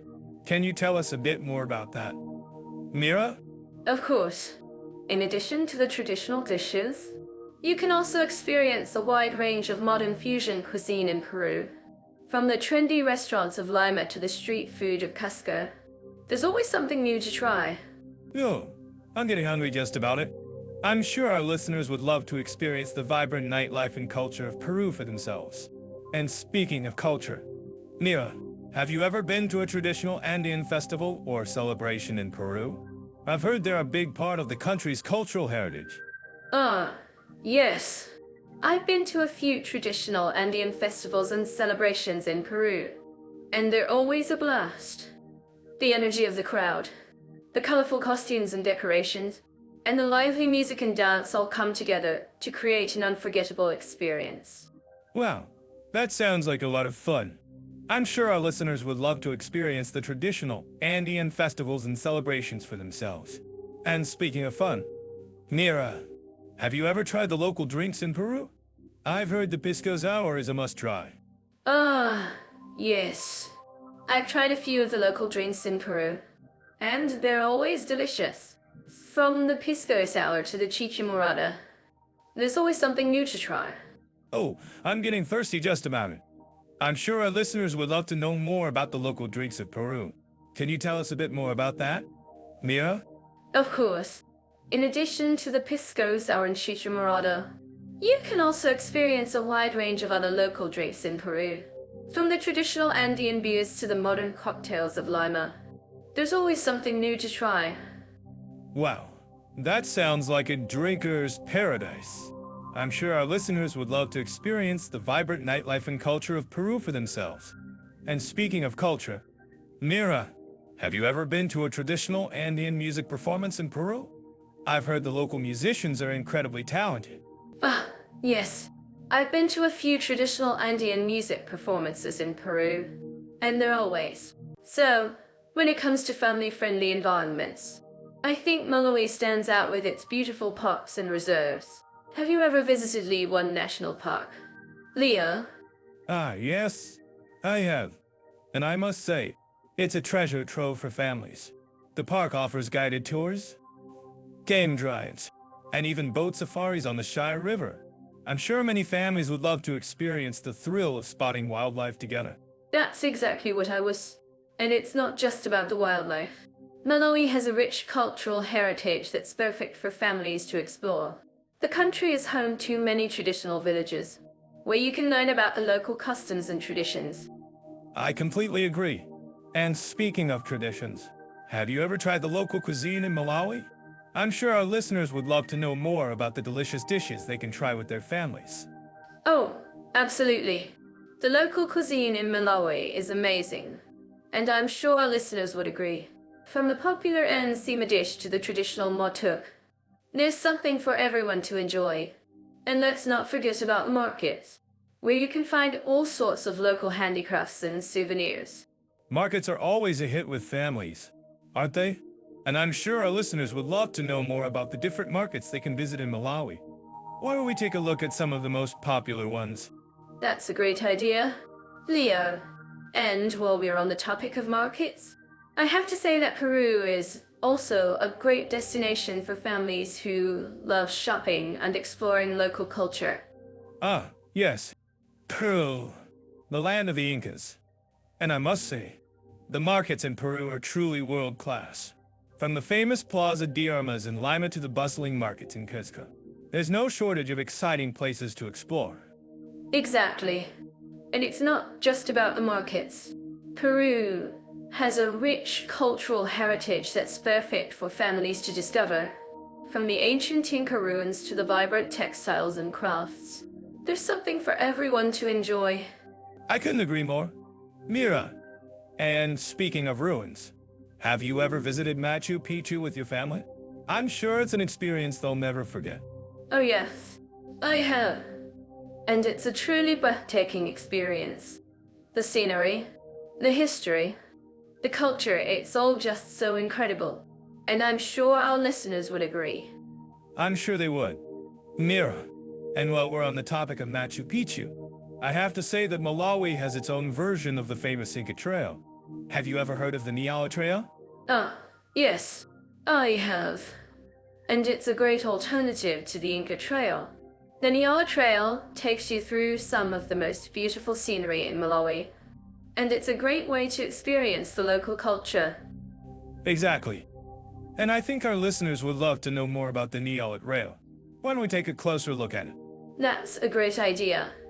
Leo, and while we're on the topic of trails, I have to say that Peru has some of the most beautiful hiking trails in the world.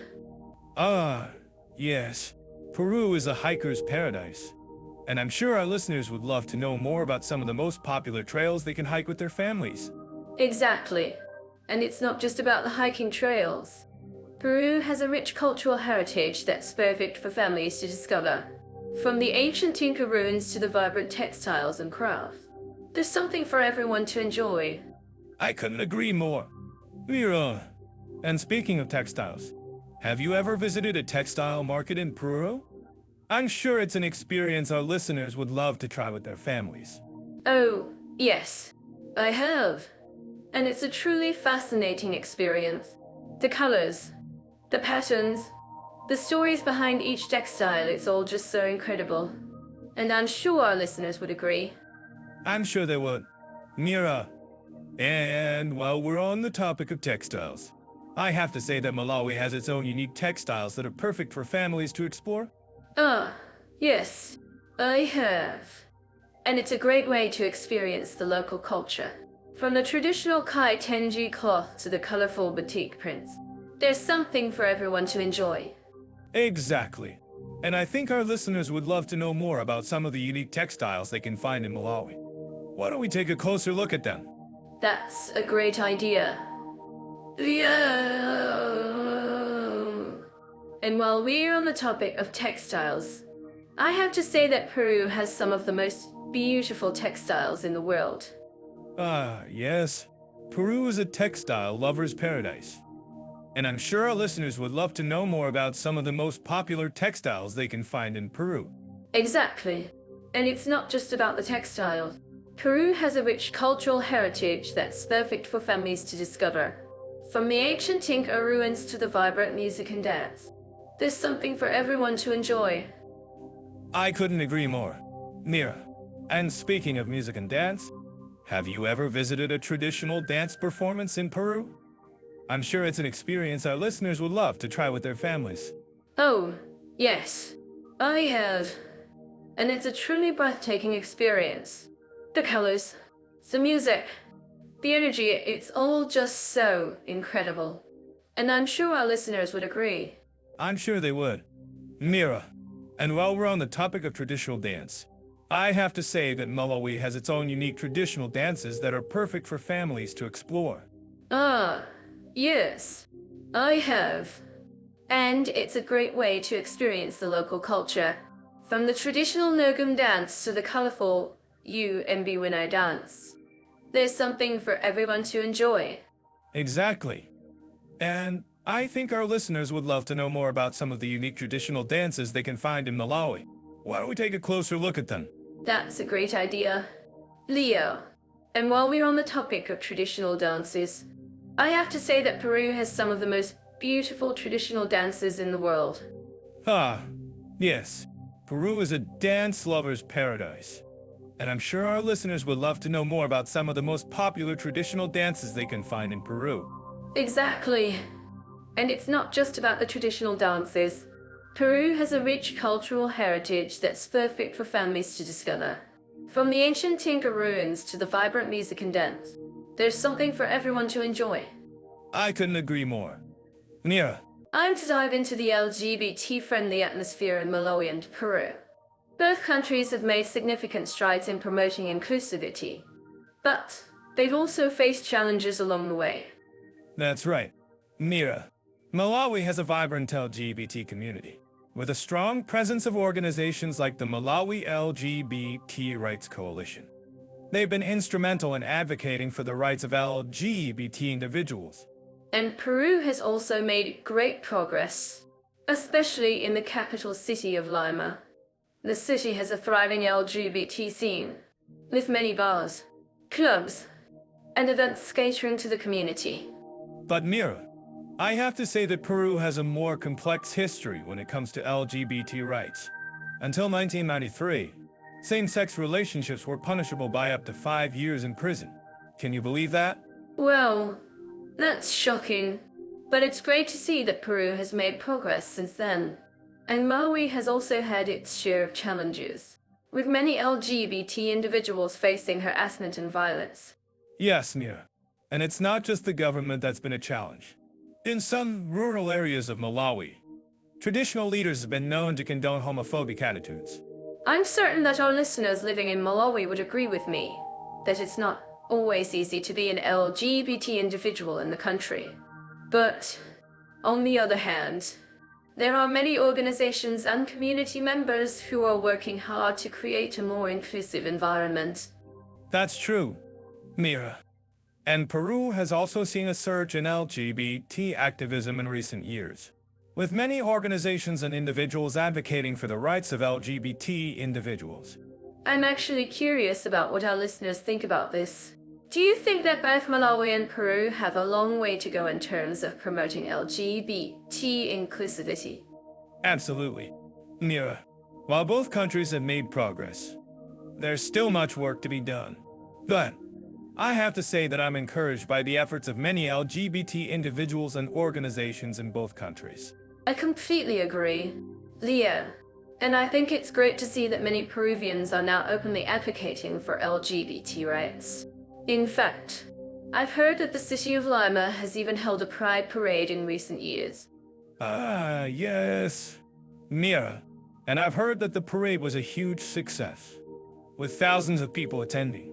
But I have to say that I'm a bit worried about the safety of LGBT individuals in Peru, especially in rural areas. Yes, Leo, that's a valid concern. But I think it's great to see that many LGBT organizations in Peru are working hard to create a safer environment for LGBT individuals. That's true. Mira, and I think it's also worth noting that Malawi has a more conservative society. But there are still many LGBT individuals and organizations working hard to promote inclusivity. I completely agree, Leo. And I think it's great to see that many Malawians are now openly advocating for LGBT rights. In fact, I heard that the city of Blantyre has even held a pride event in recent years. Ah, yes. Mira, and I've heard that the event was a huge success, with many people attending. But I have to say that I'm still a bit worried about the safety of LGBT individuals in Malawi, especially in rural areas. I understand your concerns, but I think it's great to see that many LGBT organizations in Malawi are working hard to create a safer environment for LGBT individuals. That's true. Mira, and I think it's also worth noting that both Malawi and Peru have a long way to go in terms of promoting LGBT inclusivity. But I'm encouraged by the efforts of many LGBT individuals and organizations in both countries. I completely agree. And I think it's great to see that many Peruvians are now openly advocating for LGBT rights. If you think this is wrong, please let us know in the comments. Absolutely. Mira, and I think it's also worth noting that Malawi has a more conservative society. But there are still many LGBT individuals and organizations working hard to promote inclusivity. I'm certain that our listeners living in Malawi would agree with me that it's not always easy to be an LGBT individual in the country. But, on the other hand, there are many organizations and community members who are working hard to create a more inclusive environment. That's true, Mira. And I think it's also worth noting that both Malawi and Peru have made significant strides in promoting LGBT inclusivity, especially in urban areas. I completely agree, Leo. And I think it's great to see that many LGBT individuals and organizations in both countries are working hard to promote inclusivity. Absolutely, Mira. And I think it's also worth noting that both Malawi and Peru have a unique cultural heritage that can be a source of strength for the LGBT community.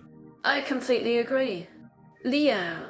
And I think it's great to see that many LGBT organizations in both countries are working hard to preserve and celebrate their cultural heritage. That's true, Mira. And I think it's also worth noting that both Malawi and Peru have a long way to go in terms of promoting LGBT inclusivity. But I'm encouraged by the efforts of many LGBT individuals and organizations in both countries. I completely agree, Leo. And I think it's great to see that many Peruvians are now openly advocating for LGBT rights. Ah, yes, Mira. And I've heard that the city of Lima has even held a pride parade in recent years. I'm actually curious about what our listeners think about this. Do you think that both Malawi and Peru have a long way to go in terms of promoting LGBT inclusivity? Absolutely, Mira. While both countries have made progress, there's still much work to be done. But I have to say that I'm encouraged by the efforts of many LGBT individuals and organizations in both countries. I completely agree, Leo. And I think it's great to see that many LGBT individuals and organizations in both countries are working hard to promote inclusivity. That's true, Mira. And I think it's also worth noting that both Malawi and Peru have made significant strides in promoting LGBT inclusivity, especially in urban areas. I completely agree. And I think it's great to see that many LGBT organizations in both countries are working hard to create a safer environment for LGBT individuals. That's true. Mira, and I think it's also worth noting that both Malawi and Peru have a unique cultural heritage that can be a source of strength for the LGBT community. I completely agree. Leo, I'm convinced that Malawi's warm hospitality has a lot to do with its friendly locals and welcoming culture. When I visited, everyone I met was eager to share their stories and traditions with me. It's truly a place where you feel at home. That's fascinating. Mira, I've noticed that in many African countries, including Malawi, the concept of Ubuntu is deeply ingrained. It's the idea that a person is a person because of other people. This philosophy really shines through in the way locals interact with foreigners. Exactly. And it's not just the locals. Even the expats I met in Malawi were incredibly friendly and open-minded.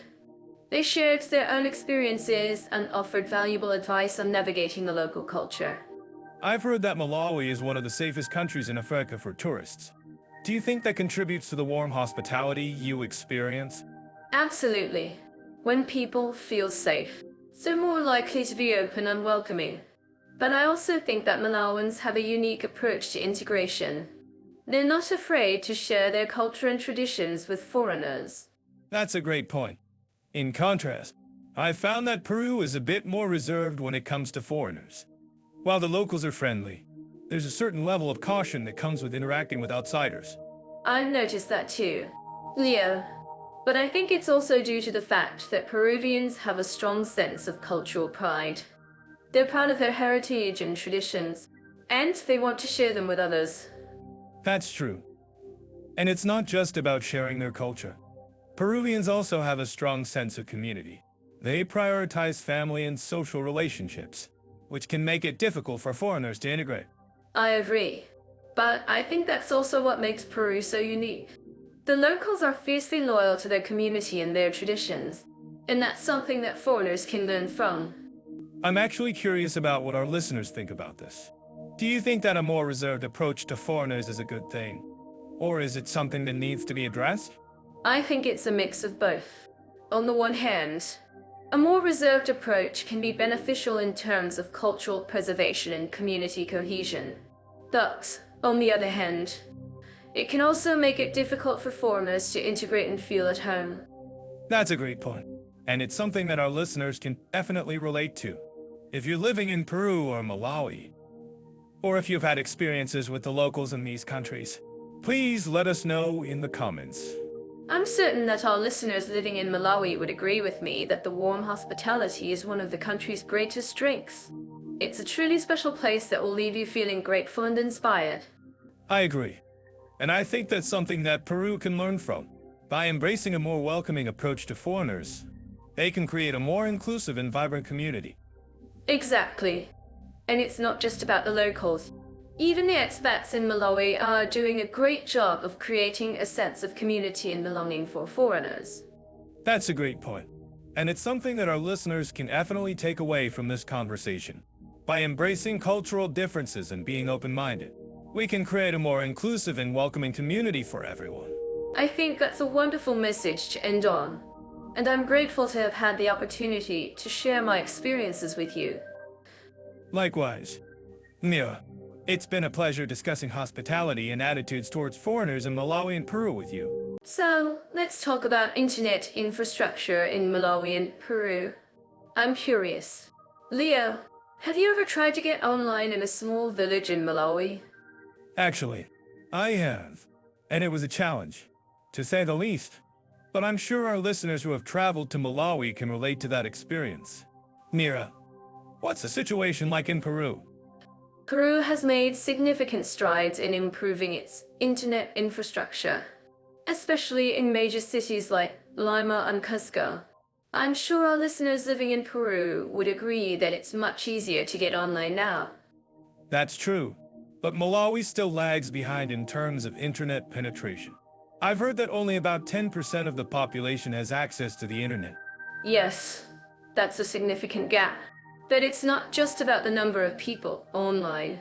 The quality of the internet connection is also a major issue in Malawi. I've heard that the internet speeds are quite slow. Slow internet speeds are a problem everywhere. But Malawi's infrastructure is particularly underdeveloped. I'm not that you'd have trouble getting online in a small village. Exactly. And it's not just about the technology. The lack of digital literacy is also a major issue in Malawi. Many people don't know how to use the internet or even have access to devices. That's a great point. Mira, digital literacy is a critical component of internet infrastructure. Peru has made efforts to improve digital literacy through programs like Peru Digital. Ah, yes. I've heard of that program. It's a great initiative to promote digital literacy and access to the internet. But what about Malawi? Are there any initiatives like that? Actually, yes, there are. The Malawi government has launched a program called Malawi Connect to improve internet access and digital literacy. That's great to hear. Leo, I'm sure our listeners would be interested to know more about that program. Can you tell us more about it? Sure. Mira, Malawi Connect aims to increase internet access to 50% of the population by 2025. It's an ambitious goal, but it's a step in the right direction. That's a great goal. Leo, and what about Peru? Have they achieved similar goals with their internet infrastructure? Well, Peru has made significant progress in improving its internet infrastructure, but it's still a work in progress. They've invested heavily in fiber optic cables and other technologies to improve internet speeds. That's great to hear. Leo, and what about the digital nomad scene in Peru? I've heard that it's becoming a popular destination for remote workers. Yes. Peru is becoming a hotspot for digital nomads. The country offers a unique blend of culture, history, and natural beauty that makes it an attractive destination for remote workers. That's great to hear. Leo, I'm sure our listeners would love to know more about the digital nomad scene in Peru. Can you tell us more about it? Sure. Mira, Peru offers a range of digital nomad-friendly locations, from Lima to Cusco to Arequipa. Each city has its own unique character and attractions that make it an attractive destination for remote workers. That's great to hear. Leo, and what about Malawi? Are there any digital nomad-friendly locations in the country? Actually, yes, there are. The town of Blantyre is becoming a popular destination for digital nomads, with its laid-back atmosphere and affordable cost of living. That's great to hear. Leo, I'm sure our listeners would be interested to know more about the digital nomad scene in Blantyre. Can you tell us more about it? Sure. Mira, Blantyre offers a range of digital nomad-friendly amenities, from co-working spaces to cafes and restaurants. It's a great destination for remote workers who want to experience the best of Malawi. That's great to hear. Leo, and what about the tech industry in Malawi? I've heard that it's growing rapidly. Yes. The tech industry in Malawi is growing rapidly, with a focus on mobile payment systems and e-commerce platforms. That's great to hear. Leo, and what about Peru? Have they also seen growth in the tech industry? Yes, Peru has seen significant growth in the tech industry, with a focus on startups and innovation. The country has invested heavily in programs like Peru Digital to support the growth of the tech industry. That's great to hear. Leo, and what about the future of internet infrastructure in both countries? What can we expect to see in the coming years? Well, Mira, I think we can expect to see significant improvements in internet infrastructure in both countries. With the rise of 5G and other technologies, we can expect to see faster internet speeds and greater access to the internet. That's great to hear. Leo, and what about the role of government in improving internet infrastructure? Can governments play a more active role in supporting the growth of the internet? Yes. Governments can play a more active role in supporting the growth of the internet. In fact, many governments are investing heavily in programs to improve internet infrastructure and promote digital literacy. That's great to hear. Leo, and what about the impact of the internet on society in both countries? How has the internet changed the way people live, work, and interact? Well, Nira, the internet has had a significant impact on society in both countries. It's changed the way people access information, communicate with each other, and conduct business. That's great to hear. Leo, and what about the challenges facing the internet in both countries? What are some of the biggest challenges facing the industry? Oh, yes. There are several challenges facing the internet in both countries. One of the biggest challenges is the digital divide, which refers to the gap between those who have access to the internet and those who do not. That's a great point. Leo, and what about the role of the private sector in improving internet infrastructure? Can private companies play a more active role in supporting the growth of the internet? Oh, yes. Private companies can play a more active role in supporting the growth of the internet.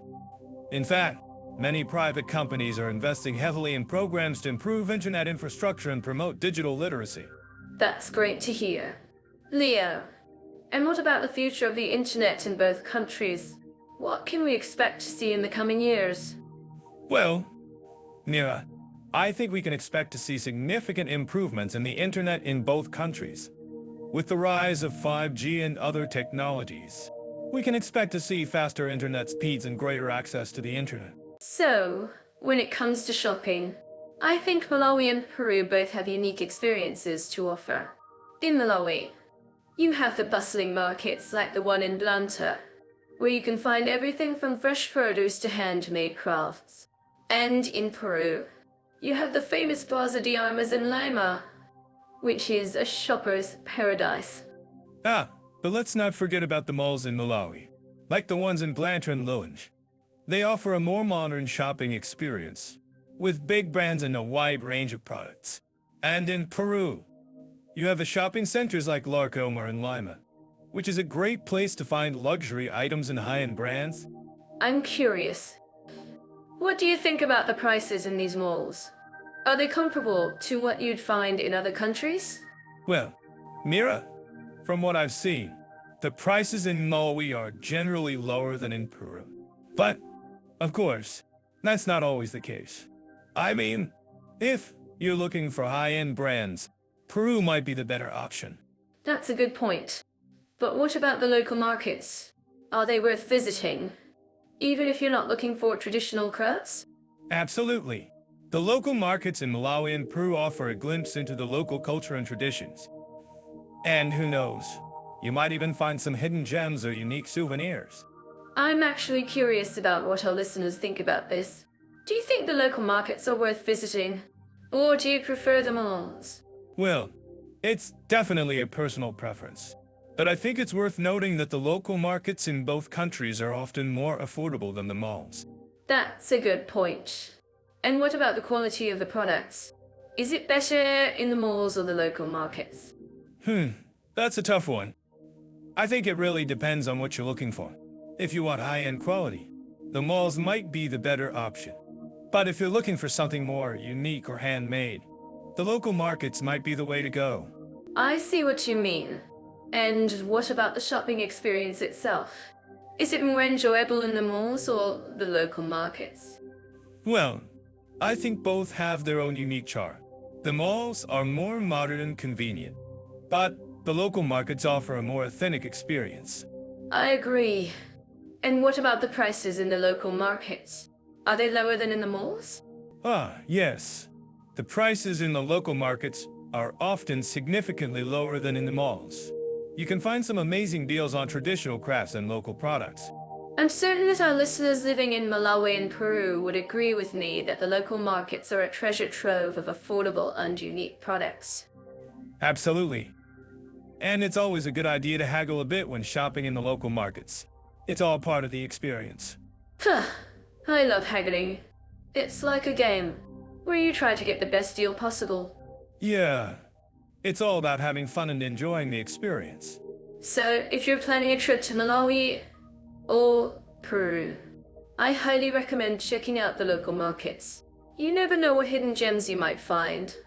And don't forget to haggle. It's all part of the adventure.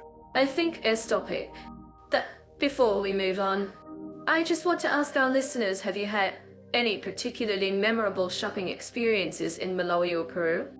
Yeah, I think we've covered that topic pretty well. But it's always fun to hear about other people's experiences. Well, I'm sure our listeners will have some great stories to share. Let's move on to our next topic, and to dive into the cultural events, festivals, and concert opportunities in Malawi and Peru. Both countries have a rich cultural heritage, and I'm sure our listeners would love to learn more about their unique traditions. For more, check out Jetalk for some great resources on cultural trends. That's right. There are. Malawi's cultural calendar is filled with exciting events, from the Lake of Stars Music Festival to the Malawi Arts Festival. And let's not forget about the traditional Chuai and Ngoni dances that showcase the country's rich musical heritage. Ah, yes. The Lake of Stars Music Festival is a must-attend event for music lovers. But I'm curious. Leo, what about Peru? I've heard their festivals are quite vibrant and colorful. Do you think they'd be a hit with our listeners? Absolutely. Mira, Peru's cultural scene is incredibly diverse, with festivals like the Fiestas del Ave Endemia in Arequipa and the Fiestas del Candelaria in Lima. And let's not forget about the traditional Andean music and dance that's a staple of Peruvian culture. Wow, that sounds amazing. I can almost smell the fresh fruit and hear the lively music. And I'm sure our listeners would love to learn more about the traditional Andean textiles and crafts that are a big part of Peruvian culture. That's right. Mira, the textiles and crafts in Peru are truly stunning, with intricate designs and vibrant colors. And did you know that Peru is also home to some of the oldest and most impressive festivals in South America, like the Inti Raymi Festival in Cusco? Whoa, that's a lot to take in. I'm sure our listeners are just as fascinated as I am. And speaking of festivals, I have to ask, Leo, what's the most unique or quirky festival you've ever attended? Well, Mira, I once attended a festival in Peru where they celebrated the Festival of the Dead with traditional music, dance, and even a mock battle between the living and the dead. It was definitely a unique experience. That sounds hilarious. I'm sure our listeners would love to learn more about that festival. And I'm curious, Leo, what do you think sets Malawi's cultural events apart from Peru's? That's a great question. Mira, I think Malawi's cultural events are more low-key and intimate, with a focus on traditional music and dance. Peru, on the other hand, has a more vibrant and colorful cultural scene, with a mix of traditional and modern influences. I see what you mean, Leo, but I think both countries have something special to offer. And speaking of special events, I'm sure our listeners would love to know more about the UNESCO-recognized sites in both countries. That's a great idea. Mira, both Malawi and Peru have a number of UNESCO-recognized sites, including the Malawi National Museum and the QES Huachaca Bridge in Peru. These sites are not only beautiful but also hold great cultural and historical significance. Wow, that's amazing. I'm sure our listeners would love to learn more about these sites. And finally, I have to ask, Leo, what's the best way for our listeners to experience the cultural events and festivals in Malawi and Peru? Well, Mira, I think the best way to experience the cultural events and festivals in both countries is to immerse yourself in the local culture.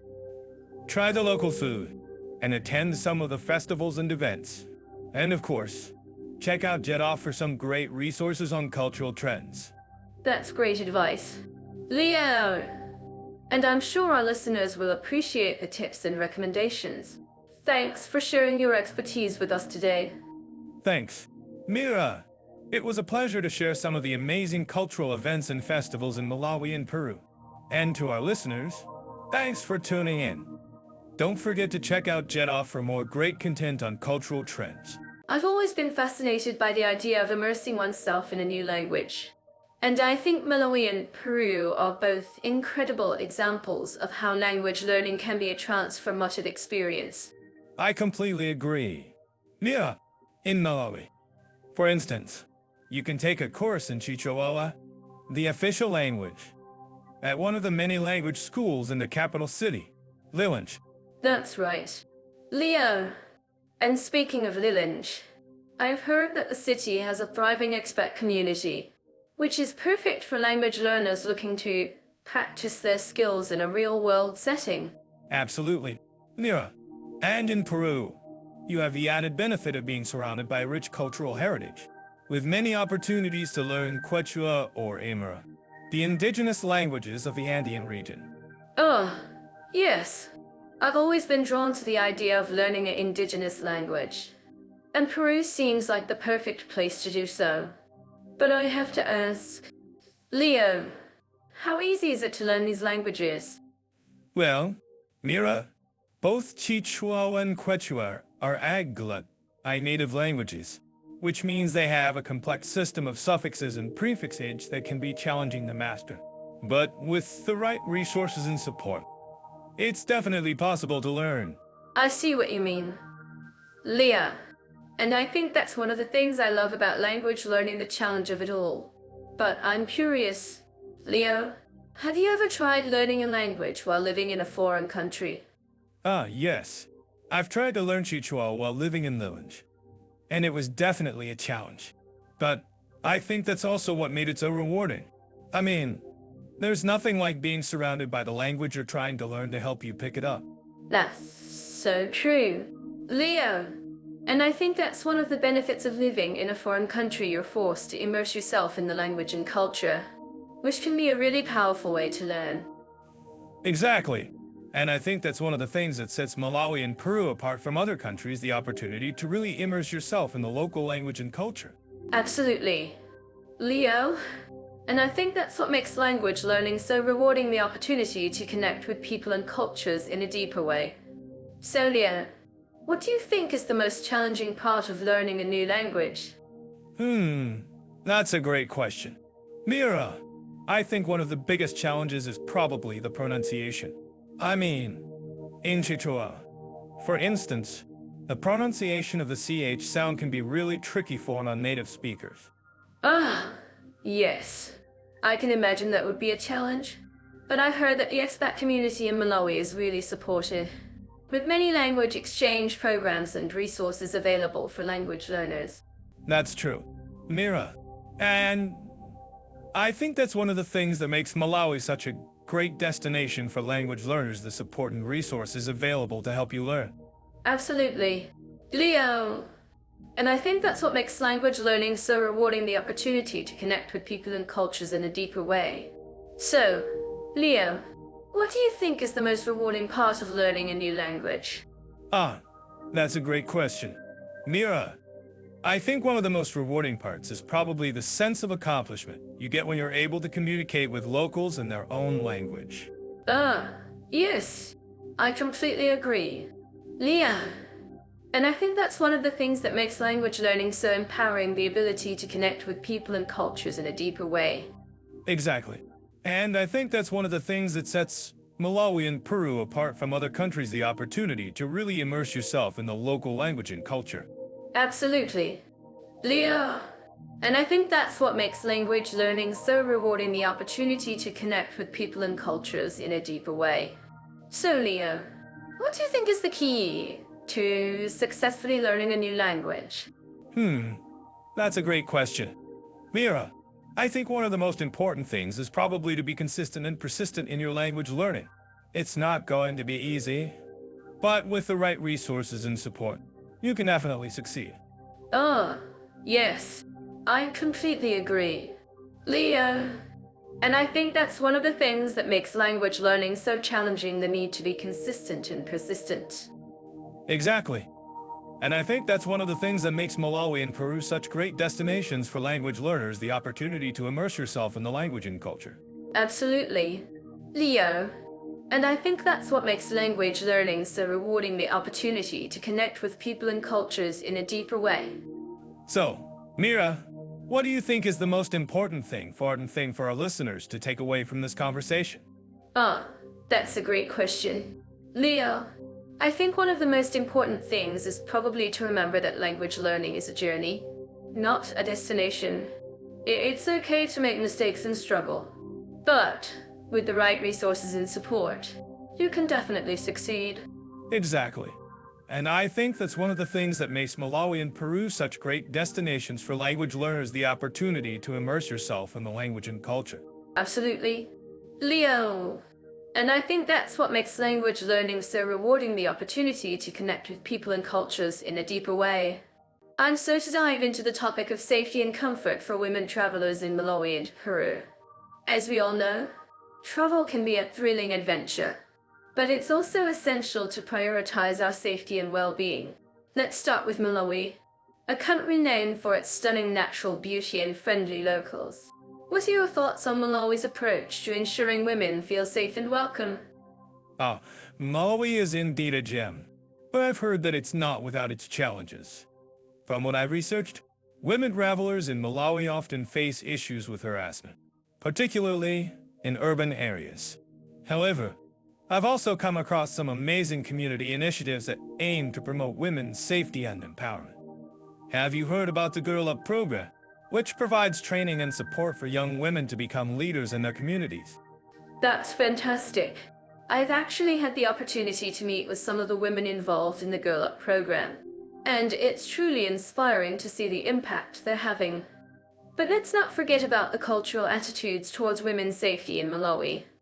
From what I've observed, there's a strong sense of respect for women, particularly in rural areas.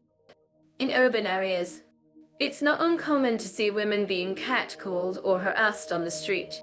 Have you experienced anything like that during your travels? Actually, I have. And it's always a bit disheartening. But what I've found is that the Malawian people are generally very friendly and welcoming. And they often go out of their way to help women travelers. I recall one time when I was traveling through the countryside, and I got lost in a small village. A group of local women took me under their wing and showed me the way back to my destination. It was such a heartwarming experience, and it really highlighted the kindness and generosity of the Malawian people. That's such a beautiful story. Leo, it's great to hear about the positive experiences women have had in Malawi. But let's talk about Peru, which is our second country of focus. Peru has a reputation for being a bit more challenging for women travelers, particularly in terms of safety. What are your thoughts on Peru's approach to ensuring women's safety? Peru is indeed a more challenging destination. But it's also a country with a rich cultural heritage and stunning natural beauty. From what I've researched, Peru has made significant strides in recent years to improve women's safety, particularly in urban areas. The government has implemented various initiatives, such as increasing the presence of female police officers and providing training for tour operators on how to handle sensitive situations. That's great to hear. Leo, I've also noticed that Peru has a strong tradition of women's empowerment, particularly in the indigenous communities. The women I've met who are involved in these communities are truly inspiring, and they're doing some amazing work to promote women's rights and safety. But let's talk about the cultural attitudes towards women's safety in Peru. From what I've observed, there's a strong sense of machismo in some areas, which can make it difficult for women to feel safe. Have you experienced anything like that during your travels? Actually, I have. And it's always a bit uncomfortable. But what I've found is that the Peruvian people are generally very proud of their cultural heritage, and they're often eager to share their traditions and customs with visitors. However, it's also essential to be respectful of local norms and customs, particularly when it comes to women's safety. I recall one time when I was visiting a small village in Peru, and I saw a group of local women being harassed by a group of men. I tried to intervene, but it was clear that I was an outsider, and it wasn't my place to get involved. That's a great point. Leo, it's essential to be respectful of local norms and customs, particularly when it comes to women's safety. But let's talk about the legal protections in place for women's safety in both countries. From what I've researched, Malawi has made significant strides in recent years to improve women's safety, particularly in terms of laws and regulations. What are your thoughts on Malawi's approach to ensuring women's safety through legislation? Malawi's laws and regulations are indeed an important aspect of ensuring women's safety. From what I've researched, Malawi has implemented various laws, such as the Domestic Violence Act, which provides protection for women who are victims of domestic violence. However, it's also essential to note that enforcement of these laws can be a challenge, particularly in rural areas. That's a great point. Leo, enforcement is always a challenge, but it's essential to have laws and regulations in place to protect women's safety. Let's talk about community initiatives in both countries. From what I've observed, both Malawi and Peru have amazing community initiatives that promote women's safety and empowerment. Can you tell us more about some of these initiatives? Leo? Yes. There are many wonderful community initiatives in both countries. In Malawi, I've come across initiatives such as the Malawi Women's Empowerment Project, which provides training and support for women to become leaders in their communities. In Peru, I've seen initiatives such as the Peruvian Women's Rights Movement, which advocates for women's rights and safety through education and advocacy. That's fantastic. Leo, it's great to hear about the amazing work being done in both countries to promote women's safety and empowerment. And to our listeners, I'm sure you're all curious about what we can do to stay safe while traveling in Malawi and Peru. As women travelers, we can take steps to prioritize our safety, such as being aware of our surroundings, trusting our instincts, and seeking out local guides and support. That's great advice. And to our listeners, I'd like to add that it's essential to be respectful of local norms and customs, particularly when it comes to women's safety. By being aware of our surroundings and seeking out local support, we can minimize our risk and have a more enjoyable and safe travel experience. I couldn't agree more. Leo. And finally, let's talk about the importance of women's safety and empowerment in both countries. From what I've observed, both Malawi and Peru have a strong sense of respect for women, particularly in rural areas. However, in urban areas, it's essential to prioritize women's safety and empowerment through education, advocacy, and community initiatives. That's a great point. Mira, women's safety and empowerment are essential for any society, and both Malawi and Peru are making significant strides in this area. By prioritizing women's safety and empowerment, we can create a more just and equitable society for all. Well, let's topic on safety and comfort for women travelers in Malawi and Peru. I hope our listeners have found this conversation informative and engaging. And to our listeners in both countries, I'd like to say that when it comes to Malawi and Peru, their legal systems might seem worlds apart, but both have unique approaches to individual rights and freedoms. Let's dive in and explore how they compare. I'm curious to know, Leo, what's the first thing that comes to mind when you think of Malawi's legal system? Well, I think of a mix of traditional and British-inspired laws, with a dash of African flair. But I have to admit, I'm more familiar with Peru's system. Having spent time there, Peru's got a more developed constitution, with a strong focus on individual rights and freedoms. That's an interesting point. Leo, Malawi's legal system is indeed influenced by its colonial past, but it's also evolving to address modern issues. In contrast, Peru's constitution is relatively young, but it's been instrumental in shaping the country's approach to individual rights. What about freedom of speech in both countries? Freedom of speech. That's a crucial one. In Peru, the Constitution guarantees freedom of speech, but there are some caveats. For instance, hate speech is not protected, and the government has been known to crack down on speech that's deemed a threat to national security. I see what you mean. Leo, in Malawi, freedom of speech is also protected, but there are some concerns about censorship and self-censorship. It's not uncommon for journalists and activists to face intimidation and harassment. I wonder, how do our listeners think about this issue? Do they think freedom of speech is adequately protected in both countries? Great question.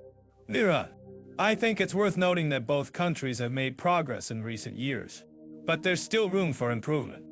In Peru, the government has implemented measures to protect journalists and whistleblowers, but more needs to be done. In Malawi, there's a need for greater transparency and accountability in government dealings. That's a great point. Leo, transparency and accountability are essential for upholding individual rights and freedoms. I'm also about the issue of LGBTQ rights in both countries. How do you think Malawi and Peru compare in terms of protecting the rights of LGBTQ individuals? LGBTQ rights. Well, Peru has made significant progress in recent years, with the decriminalization of same-sex relationships and the introduction of anti-discrimination laws. However, there's still work to be done to protect the rights of LGBTQ individuals, particularly in rural areas. I see what you mean.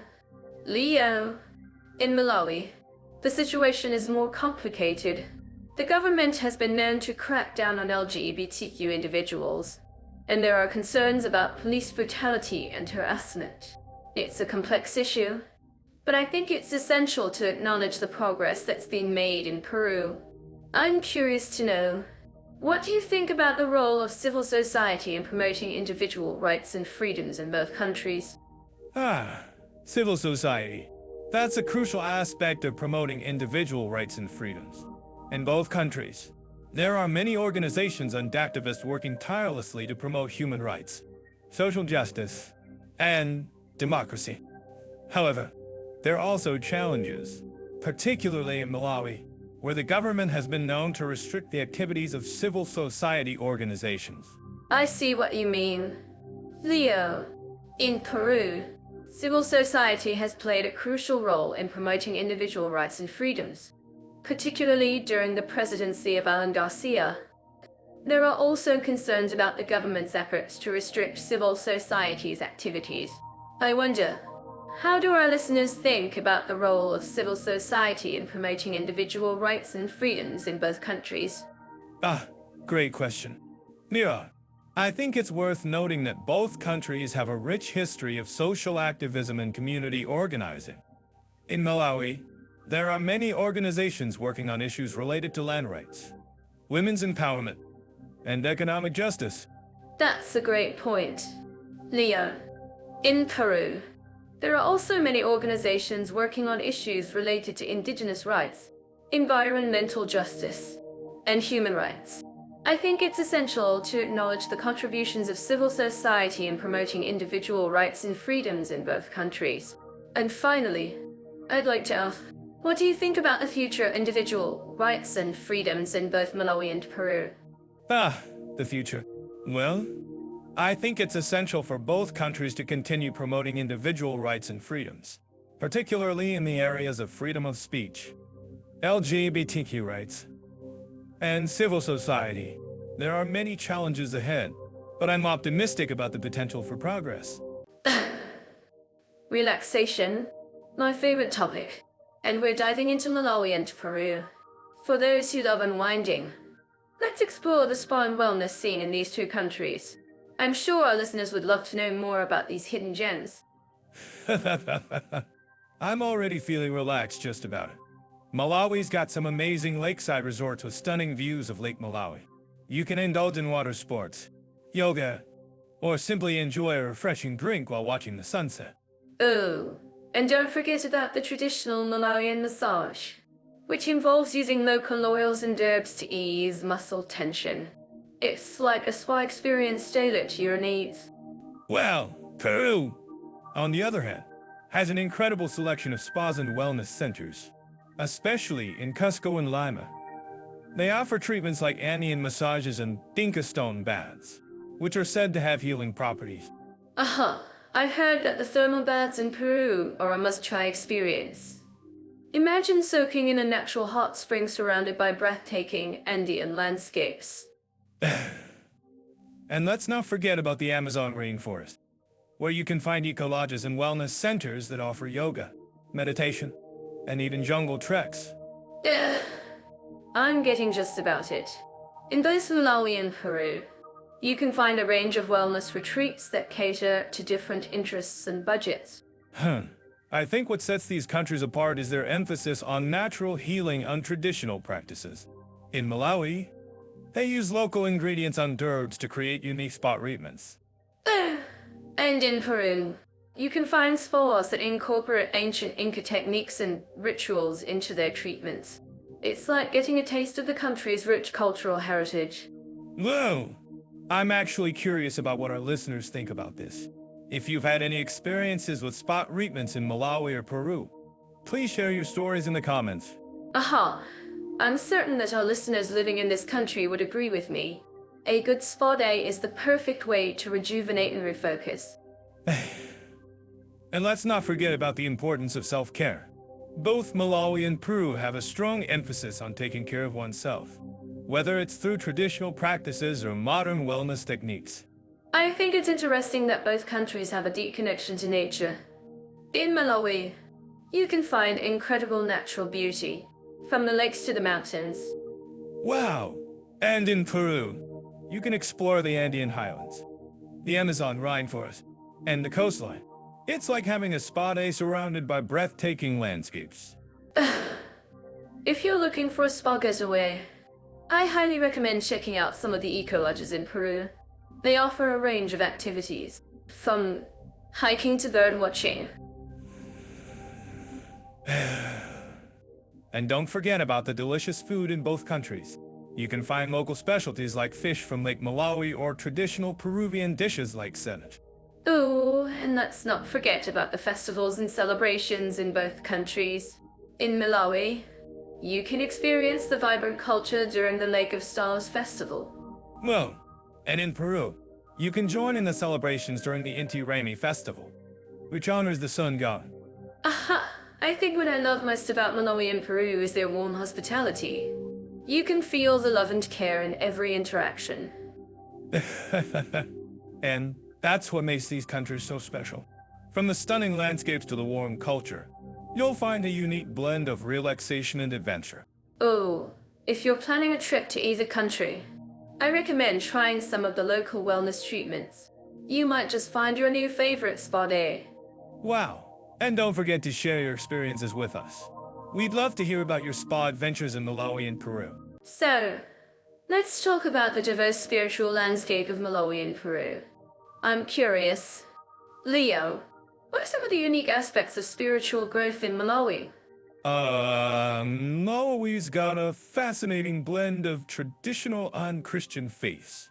You got the Chue people's reverence for ancestors, the Yoruba people's orishas, and the Christian churches that dominate the landscape. It's like a rich tapestry of spiritual expression. That's so true. And in Peru, I've noticed that the indigenous people have a deep connection with Pachoma, Mother Earth. They believe that everything is interconnected and that we're all part of the natural world. I'm sure our listeners living in Peru would agree with me that this perspective is essential to their daily lives. Absolutely. And it's not just the indigenous people who share this perspective. Many Peruvians, regardless of their background, have a strong sense of spirituality and a deep respect for the natural world. In fact, I've heard that the Peruvian government has implemented initiatives to protect the Amazon rainforest and preserve the country's cultural heritage. Wow, that's amazing. And speaking of cultural heritage, I'm curious about the role of spirituality in Malawi's education system. Do you think it's possible for us to incorporate spiritual values into their curriculum without being too dogmatic or proselytizing? That's a great question. Lira, in Malawi, I've noticed that many schools have a strong emphasis on community service and volunteer work, which can help students develop a sense of social responsibility and compassion. By incorporating spiritual values into the curriculum, schools can help students develop a deeper understanding of themselves and the world around them. That makes sense. And in Peru, I've seen that many communities have a strong tradition of spiritual healing and therapy. Can you tell me more about that? Leo? Yes. In Peru, you'll find many shamans and spiritual healers who use traditional practices like plant medicine and energy work to help people heal and balance their energy. It's a truly holistic approach to health and wellness. Wow, that's fascinating. And I've heard that some of these healers even offer workshops and training programs for people interested in learning more about these practices. I'm sure our listeners would love to know more about that. Yes. Many of these healers offer workshops and training programs, and some even offer certification programs for people who want to become spiritual healers themselves. It's a great way for people to learn about and connect with the natural world. That's so cool. And I'm curious, Leo, how do you think the spiritual landscape of Malawi and Peru compares to other countries in the region? Ah, that's a great question. Mira, I think both Malawi and Peru have a unique spiritual landscape that reflects the cultural and historical context of the region. While other countries in the region may have a more dominant Christian or Muslim presence, Malawi and Peru have a more diverse and complex spiritual landscape that's shaped by their indigenous cultures and traditions. That's so true. And I'm sure our listeners would agree with me that exploring these spiritual traditions is a great way to learn about and appreciate the cultural heritage of these countries. Absolutely. And I think it's also worth noting that both Malawi and Peru have a strong sense of community and social responsibility, which is reflected in their spiritual practices and traditions. By embracing their spiritual heritage, people can develop a deeper sense of connection with their community and the natural world. That's a great point, Leo. And I'm sure our listeners would love to know more about the spiritual practices and traditions of these countries.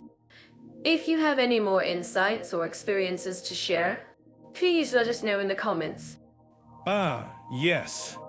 And I think it's also worth noting that both Malawi and Peru have a rich spiritual heritage that's worth exploring and respecting.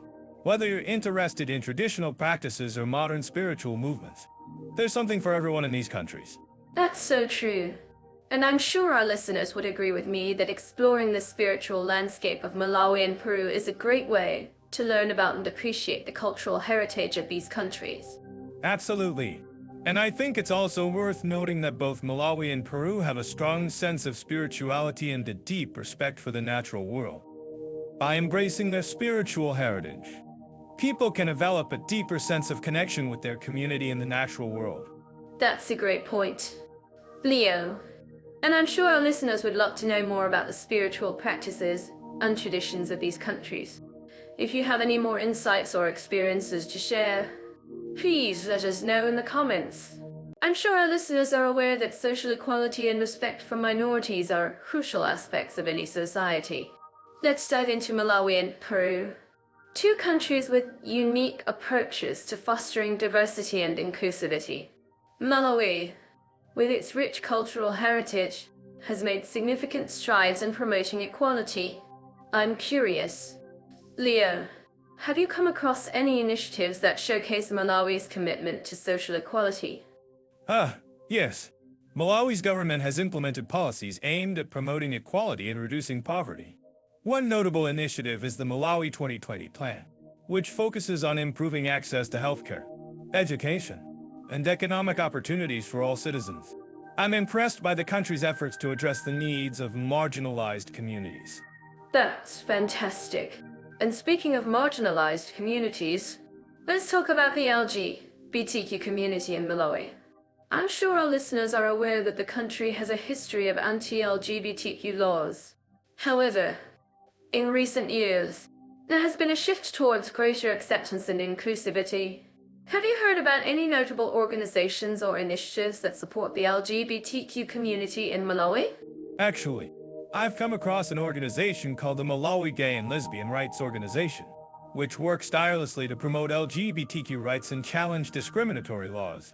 They've made significant progress in raising awareness and advocating for the rights of LGBTQ individuals in Malawi. That's wonderful to hear. And now, let's move on to Peru, a country with a rich cultural heritage and a strong tradition of social activism. Peru has made significant strides in promoting social equality and respect for minorities. I'm curious, Leo, have you come across any initiatives that showcase Peru's commitment to social justice? Yes. Peru has a long history of social activism, dating back to the 1960s. One notable initiative is the Movimiento de los Trabajadores Campesinos del Peru, which is a peasant movement that advocates for the rights of rural workers and peasants. They've made significant progress in promoting social justice and challenging inequality. That's fascinating. And speaking of inequality, let's talk about the indigenous communities in Peru. I'm sure our listeners are aware that Peru has a significant indigenous population. These communities often face challenges related to land rights, education, and healthcare. Have you heard about any notable organizations or initiatives that support indigenous communities in Peru?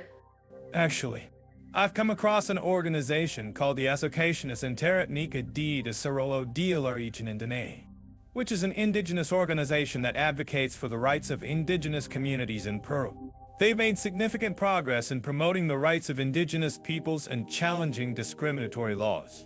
That's great to hear. And now, let's talk about cultural celebrations and diversity in both countries.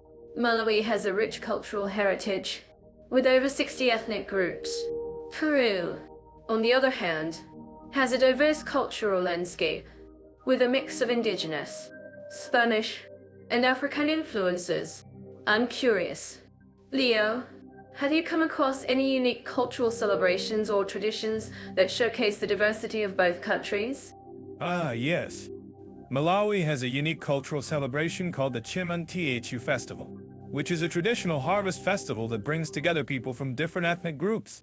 In Peru, I've come across a celebration called the Fiestas de la Vendimia, which is a vibrant celebration that showcases the country's rich cultural heritage. That's wonderful. And finally, let's talk about grassroots efforts to promote social equality and respect for minorities. Both Malawi and Peru have a strong tradition of community-led initiatives that promote social justice and equality. I'm curious, Leo, have you come across any notable grassroots efforts that showcase the commitment of communities to social equality? Yes. In Malawi, I've come across a grassroots initiative called the Malawi Community-Based Natural Resource Management Program, which works with local communities to promote sustainable natural resource management and challenge inequality. In Peru, I've come across a grassroots initiative called the cross-continental de Derechos Humanos, which is a human rights organization that advocates for the rights of marginalized communities. That's fantastic. And I'm sure our listeners would agree that both Malawi and Peru have made significant progress in promoting social equality and respect for minorities. There is still much work to be done. I'm curious, Leo, what do you think are some of the key challenges that both countries face in promoting social equality and respect for minorities? Yes. One of the key challenges is the persistence of discriminatory laws and practices that perpetuate inequality. Additionally, there is a need for greater awareness and education about the rights of marginalized communities.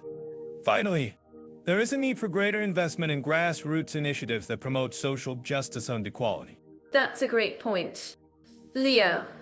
And I'm sure our listeners would agree that promoting social equality and respect for minorities requires a sustained effort and commitment from governments, civil society, and individuals. Let's hear from our listeners, what do you think are some of the key challenges that both Malawi and Peru face in promoting social equality and respect for minorities? So, let's dive into taxation, retirement, and social rights for long-term immigrants in Malawi and Peru. I'm curious, Leo, how do these countries compare when it comes to tax structures? Great question. Yeah, in Malawi, the tax system is relatively simple, with a flat rate of 30% on income above 10. Malawian kwacha. However, Peru has a more complex system with multiple tax brackets and a higher tax rate of up to 30% on income above 3 million Peruvian sols. Wow, that's a significant difference. I'm sure our listeners living in Malawi would agree that simplicity is key when it comes to tax structures. But, Leo, how do these tax structures affect the retirement plans for long-term immigrants? Excellent point.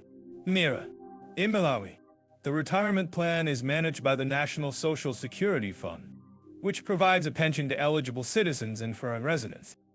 However, in Peru, the retirement plan is managed by the Peruvian Social Security System, which also provides a pension to eligible citizens and foreign residents. I see. So both countries have a retirement plan, but with different management structures. But, Leo, what about social safety nets for long-term immigrants? How do these countries support their immigrant residents? Ah, great question. Mira, in Malawi, the government provides a range of social services, including healthcare, education, and housing assistance to eligible foreign residents. However, in Peru, the government also provides a range of social services, including healthcare, education, and housing assistance, but with a more complex and bureaucratic process. Well, that's a lot to take in. I'm sure our listeners living in Peru would agree that navigating the bureaucracy can be challenging. But, Leo, let's talk about the tax implications for long-term immigrants in both countries. Ah, excellent point. Mira, in Malawi, foreign residents are subject to tax on their worldwide income, while in Peru, foreign residents are subject to tax on their income earned in Peru. However, Peru has a tax credit system that allows foreign residents to claim a credit for taxes paid in their country of origin. That's a great point.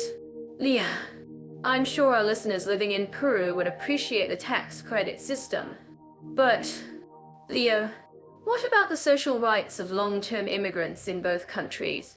How do these countries protect the rights of their immigrant residents? Ah, great question.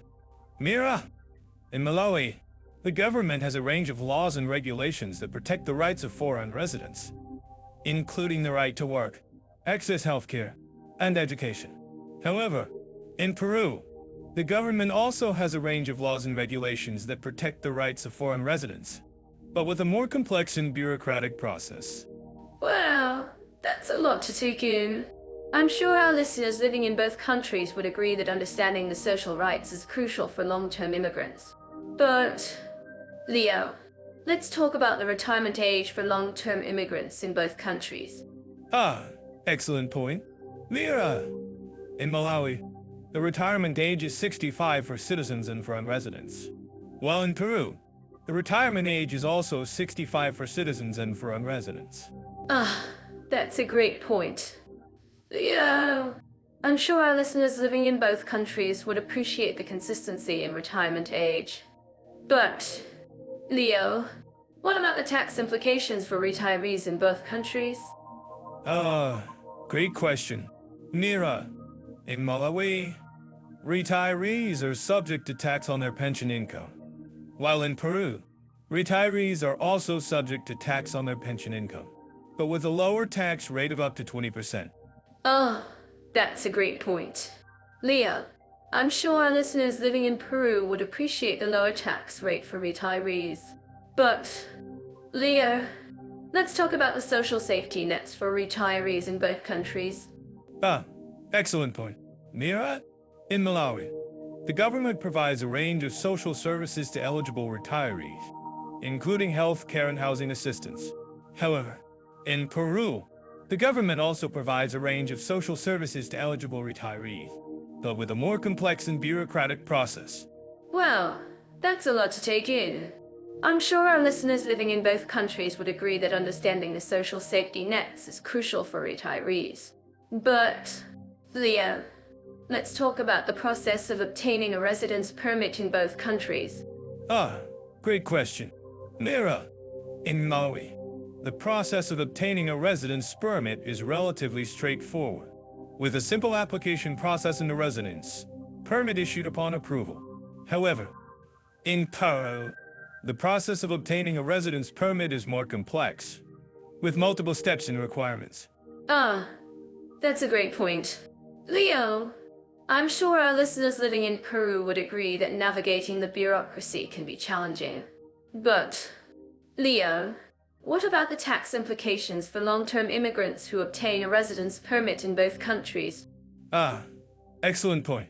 Mira, in Malawi, foreign residents who obtain a residence permit are subject to tax on their worldwide income, while in Peru, foreign residents who obtain a residence permit are subject to tax on their income earned in Peru.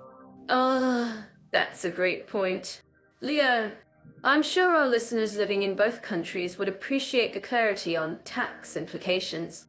But, Leo, let's talk about the social rights of long-term immigrants who obtain a residence permit in both countries. Great question. Mira, in Malawi, Foreign residents who obtain a residence permit have the same social rights as Malawian citizens, including the right to work, access healthcare, and education. However, in Peru, foreign residents who obtain a residence permit have similar social rights, but with some limitations. Wow, that's a lot to take in. I'm sure our listeners living in both countries would agree that understanding the social rights is crucial for long-term immigrants. But, Leo, let's wrap up our discussion on taxation, retirement, and social rights for long-term immigrants in Malawi and Peru. Excellent point. Mira, I think we've covered all the key points, and our listeners now have a better understanding of the tax structures, retirement plans, and social safety nets in both countries. And I'm sure our listeners would agree that understanding these topics is crucial for making informed decisions about their immigration journey. That's a great point. Leo. And I'm sure our listeners would also agree that navigating the bureaucracy in both countries can be challenging. But, Leo, let's not forget to address our listeners directly. Great idea. Mira, if you're living in Malawi or Peru and have any questions or concerns about taxation, retirement, or social rights, please leave a comment below or reach out to us on social media. We'd love to hear from you. That's a great point. Leo, and I'm sure our listeners would. Welcome back to our podcast, where we dive into the fascinating world of two countries, comparing their unique characteristics, and sharing our experiences. We're discussing the rate of meeting specific interests in Malawi and Peru. That's right.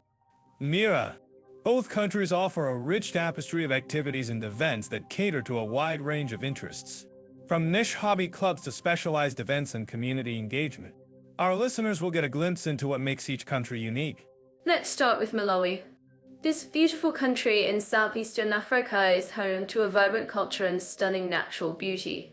From hiking in the majestic Mulanje Mountains to exploring the serene Lake Malawi, there's no shortage of outdoor activities to enjoy. That's true. Mira, Malawi's natural scenery is breathtaking. But what about the more niche interests? For example, what about birdwatching? Malawi is a birdwatcher's paradise, with over 750 species of birds recorded within its borders. Wow, that's impressive. I'm sure our listeners who are avid birdwatchers would love to hear more about the best spots to visit in Malawi. And speaking of birdwatching, I've heard that Peru is also a great destination for bird enthusiasts. Yes. Peru is home to an incredible array of bird species, including the Andean cock of the rock, which is a sight to behold. But it's not just about the birds. Peru also offers a rich cultural heritage, with ancient Inca ruins and vibrant textiles to explore. I'm certain that our listeners living in Peru would agree with me that the country's textiles are truly stunning. The intricate patterns and colors are a testament to the country's rich cultural heritage. And have you heard about the traditional Peruvian festivals, like the Fiestas de la Vendimia? Yes. The Wine Harvest Festival is a must-see event, with parades, music, and plenty of wine to taste. But what about Malawi's cultural festivals? Do they have anything similar? Actually, Leo, Malawi has a rich cultural calendar, with events like the Lake of Stars Music Festival, which celebrates music and art from across Africa. And, of course, there's the annual Malawi Independence Day celebrations, which showcase the country's history and heritage. That sounds like a fantastic way to experience Malawi's culture. But what about community engagement? How can our listeners get involved in the local community and meet like-minded people? Oh, that's a great question. Leo, in Malawi, there are plenty of opportunities to get involved in community projects, such as volunteering at local schools or participating in conservation efforts.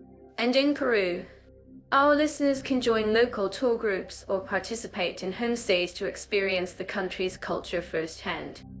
That's a great way to immerse oneself in the local culture. And speaking of immersion, what about the food? Do both countries offer unique culinary experiences? Absolutely. Leo, Malawi's cuisine is a fusion of African, British, and Portuguese flavors, with popular dishes like encima and copenta. And in Peru, our listeners can indulge in traditional dishes like ceviche and lomos al tedio, which are sure to tantalize their taste buds. My mouth is watering just about it. And finally, what about our listeners who are interested in learning a new skill or hobby? Are there any opportunities in both countries to learn something new? Yes.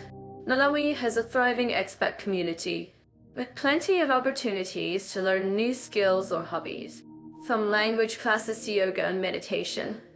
And in Peru, our listeners can take advantage of the country's many language schools and cultural centers to learn about the local culture and way of life. Well, it's kind of like a thing. That's all the time we have for today. Folks, thanks for joining us on this journey through Malawi and Peru.